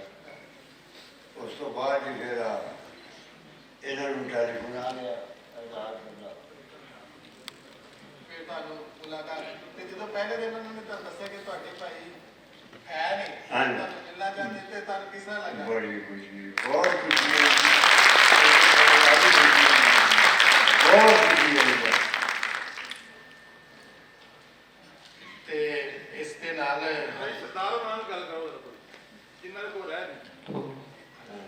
ਇਹ ਡਾਕਟਰ ਸਾਹਿਬ ਨੇ ਜਿਨ੍ਹਾਂ ਦੇ ਕੋਲ ਰਹੇ ਨੇ, ਡਾਕਟਰ ਸਾਹਿਬ ਤੁਸੀਂ ਜ਼ਰੂਰ ਸ਼ੇਅਰ ਕਰ ਸਕਦੇ। ਸਲਾਮ ਅਲੈਕਮ। ਇਹ ਬਾਬਾ ਜੀ ਸਾਡੇ ਕੋਲੇ, ਅਸੀਂ ਜਦੋਂ ਮੰਨ ਲਓ ਵੀ ਸੁਰਤ ਸੰਭਾਲੀ ਤੇ ਬਾਬਾ ਜੀ ਦੀਆਂ ਕਹਾਣੀਆਂ ਸੁਣਦੇ ਹੁੰਦੇ ਸੀ ਤੇ ਬਾਬਾ ਜੀ ਸਾਡੇ ਕੋਲੇ ਰਹੇ, ਫਿਰ ਇਹਨਾਂ ਨੂੰ ਪੁੱਛਦੇ ਰਹੇ ਤੇ ਪਰ ਬਾਬਾ ਜੀ ਨੇ ਹਿੰਮਤ ਨਹੀਂ ਛੱਡੀ। ਇਹ ਕਹਿੰਦੇ ਹੁੰਦੇ ਸੀ ਵੀ ਮੇਰਾ ਭਾਈ ਜਿਉਂਦਾ। ਅਸੀਂ ਉਹਨੂੰ ਬਹੁਤ ਕਹਿੰਦੇ ਸੀ ਵੀ ਤਾਇਆ ਹੁਣ ਇੰਨਾ ਟਾਈਮ ਹੋ ਗਿਆ, ਜੇ ਆਪਣੇ ਇੰਡੀਆ 'ਚ ਕੋਈ ਗਮਾ ਜੇ ਇੱਥੇ ਨਹੀਂ ਹੁੰਦਾ ਤੇ ਉਹਦਾ ਵੱਖਰਾ ਦੇਸ਼ ਆ। ਪਰ ਇਹ ਕਹਿੰਦਾ ਸੀ ਵੀ ਨਹੀਂ, ਮੈਨੂੰ ਪਤਾ ਵੀ ਉਹ ਹੈਗਾ। ਤਾਂ ਕੁਦਰਤ ਨੇ ਮੰਨ ਲਓ ਐਸਾ ਸਬੱਬ ਮਿਲਾਇਆ ਜੀ, ਟਾਈਮ ਜ਼ਰੂਰ ਲੱਗ ਗਿਆ ਪਰ ਇਹ ਦੋਨੇ ਭਾਈ ਆਪਸ ਵਿੱਚ ਇਕੱਠੇ ਹੋ ਗਏ ਤੇ ਸਾਨੂੰ ਵੀ ਬਹੁਤ ਖੁਸ਼ੀ ਹੋਈ ਵੀ ਅਸੀਂ ਇਹਨਾਂ ਨੂੰ ਮਿਲਾਇਆ। ਫਿਰ ਅਸੀਂ ਇਹਨਾਂ ਨੂੰ ਕਰਤਾਰਪੁਰ ਸਾਹਿਬ ਲੈ ਕੇ ਆਏ ਤੇ ਢਿੱਲੋਂ ਸਾਹਿਬ ਦਾ ਅਸੀਂ ਬਹੁਤ ਬਹੁਤ ਧੰਨਵਾਦ ਕਰਦੇ ਹਾਂ ਜਿਨ੍ਹਾਂ ਨੇ ਕਿ ਇੱਕ ਕਦਮ ਚੱਕਿਆ ਕਿ ਪਿਛੜੇ ਬਜ਼ੁਰਗਾਂ ਨੂੰ ਮਿਲਾਉਣ ਦਾ, ਤੇ ਇਹਨਾਂ ਦਾ ਬਹੁਤ ਵਧੀਆ ਕਦਮ ਹੈ। ਚੰਨਾ ਸਾਹਿਬ, ਇੱਥੇ ਮੈਂ ਜ਼ਰੂਰ ਇੱਕ ਗੱਲ ਕੋਟ ਕਰਾਂ ਕਿ ਸੋਸ਼ਲ ਮੀਡੀਆ ਅਗਰ ਇਹਨੂੰ ਅਸੀਂ ਜਿਸ ਪਰਸਪੈਕਟਿਵ ਨਾਲ ਲਵਾਂਗੇ ਬਹੁਤ ਅੱਛਾ। ਤੁਸੀਂ ਜੇ ਇਹਨੂੰ ਪੋਜ਼ਿਟਿਵ ਲੈਂਦੇ ਹੋ ਤੇ ਤੁਸੀਂ ਪੋਜ਼ਿਟਿਵ ਚੀਜ਼ਾਂ ਜਿਹੜੀਆਂ ਉਹਨੂੰ ਬਹੁਤ ਈਜ਼ੀਲੀ ਕਰ ਸਕਦੇ ਹੋ। ਜੇ ਇਹਨੂੰ ਆਪਾਂ ਗੱਲ ਕਰਦੇ ਹਾਂ ਵੀ ਜਿਸ ਤਰ੍ਹਾਂ ਸੋਸ਼ਲ ਮੀਡੀਆ ਦੇ ਪਲੇਟਫਾਰਮ ਨੇ, ਇਹਨਾਂ ਦੇ ਵਿੱਚ ਹੁਣ ਹੈ ਨਹੀਂ ਕੋਈ ਵੀ ਫਿਲਟਰ ਨਹੀਂ ਹੈ ਕਿ ਤੁਸੀਂ ਇੱਥੇ ਫਿਲਟਰ ਲਾ ਲਓ। ਜਿਹੜੀ ਤੁਹਾਡੀ ਆਪਣੀ ਅੰਦਰ ਦੀ ਗੱਲ ਹੈ ਉਹ ਤੁਸੀਂ ਪਹੁੰਚਾ ਸਕਦੇ ਜੇ ਕਿਤੇ। ਸੋ ਇਹ ਉਸੇ ਸੋਸ਼ਲ ਮੀਡੀਆ ਦੇ ਦਾ ਹੀ ਇਹ ਦੇਣ ਆ। ਇੱਕ ਜੇ ਆਪਾਂ ਗੱਲ ਕਰੀਏ ਵੀ ਬਜ਼ੁਰਗ ਇੱਥੇ ਬੈਠੇ ਆ, ਸੋ ਸੋਸ਼ਲ ਮੀਡੀਆ ਦੇ ਅਸੀਂ ਪੋਜ਼ਿਟਿਵ ਵਰਤਾਂਗੇ ਤੇ ਬਹੁਤ ਵੱਡੀ ਸ਼ੈ ਆ, ਬਹੁਤ ਵੱਡਾ ਹਥਿਆਰ ਹੈ ਆਪਣੇ ਆਪ ਦੇ। ਜੀ ਜੀ, ਬਹੁਤ ਬਹੁਤ ਸ਼ੁਕਰੀਆ। ਇਸ ਦੇ ਨਾਲ ਹੀ ਅਸੀਂ ਆਪਣਾ ਸੈਸ਼ਨ ਜਿਹੜਾ ਮੁਕਾਉਂਦੇ ਹਾਂ ਤੇ ਤੁਹਾਡੀਆਂ ਸਮਾਤਾਂ ਨੂੰ ਬਹੁਤ ਬਹੁਤ ਸ਼ੁਕਰੀਆ। ਅਖੀਰ 'ਚ ਅਸੀਂ ਐਫਐਲਐਫ ਵਾਲਿਆਂ ਨੂੰ, ਫੈਸਲਾਬਾਦ ਲਿਟਰੇਰੀ ਫੈਸਟੀਵਲ ਵਾਲੇ ਦੋਸਤਾਂ ਨੂੰ ਔਰ ਲਾਇਲਪੁਰ ਲਿਟਰੇਰੀ ਕੌਂਸਲ ਨੂੰ ਬਹੁਤ ਸ਼ੁਕਰਗੁਜ਼ਾਰ ਕਿ ਉਹਨਾਂ ਨੇ ਜਿਹੜਾ ਹੈ ਉਹ ਮੌਕਾ ਦਿੱਤਾ ਔਰ 75 ਸਾਲਾਂ ਦੇ ਵਿੱਚ ਜਿਹੜਾ ਪੰਜਾਬ ਔਰ ਪੰਜਾਬੀ ਦੇ ਇਸ ਨਾਂ ਨੂੰ ਇੱਥੇ ਵੀ ਗੱਲ ਕਰਨ ਦਾ ਇੱਕ ਮੌਕਾ ਹੈ। ਬਹੁਤ ਸ਼ੁਕਰੀਆ ਜੀ।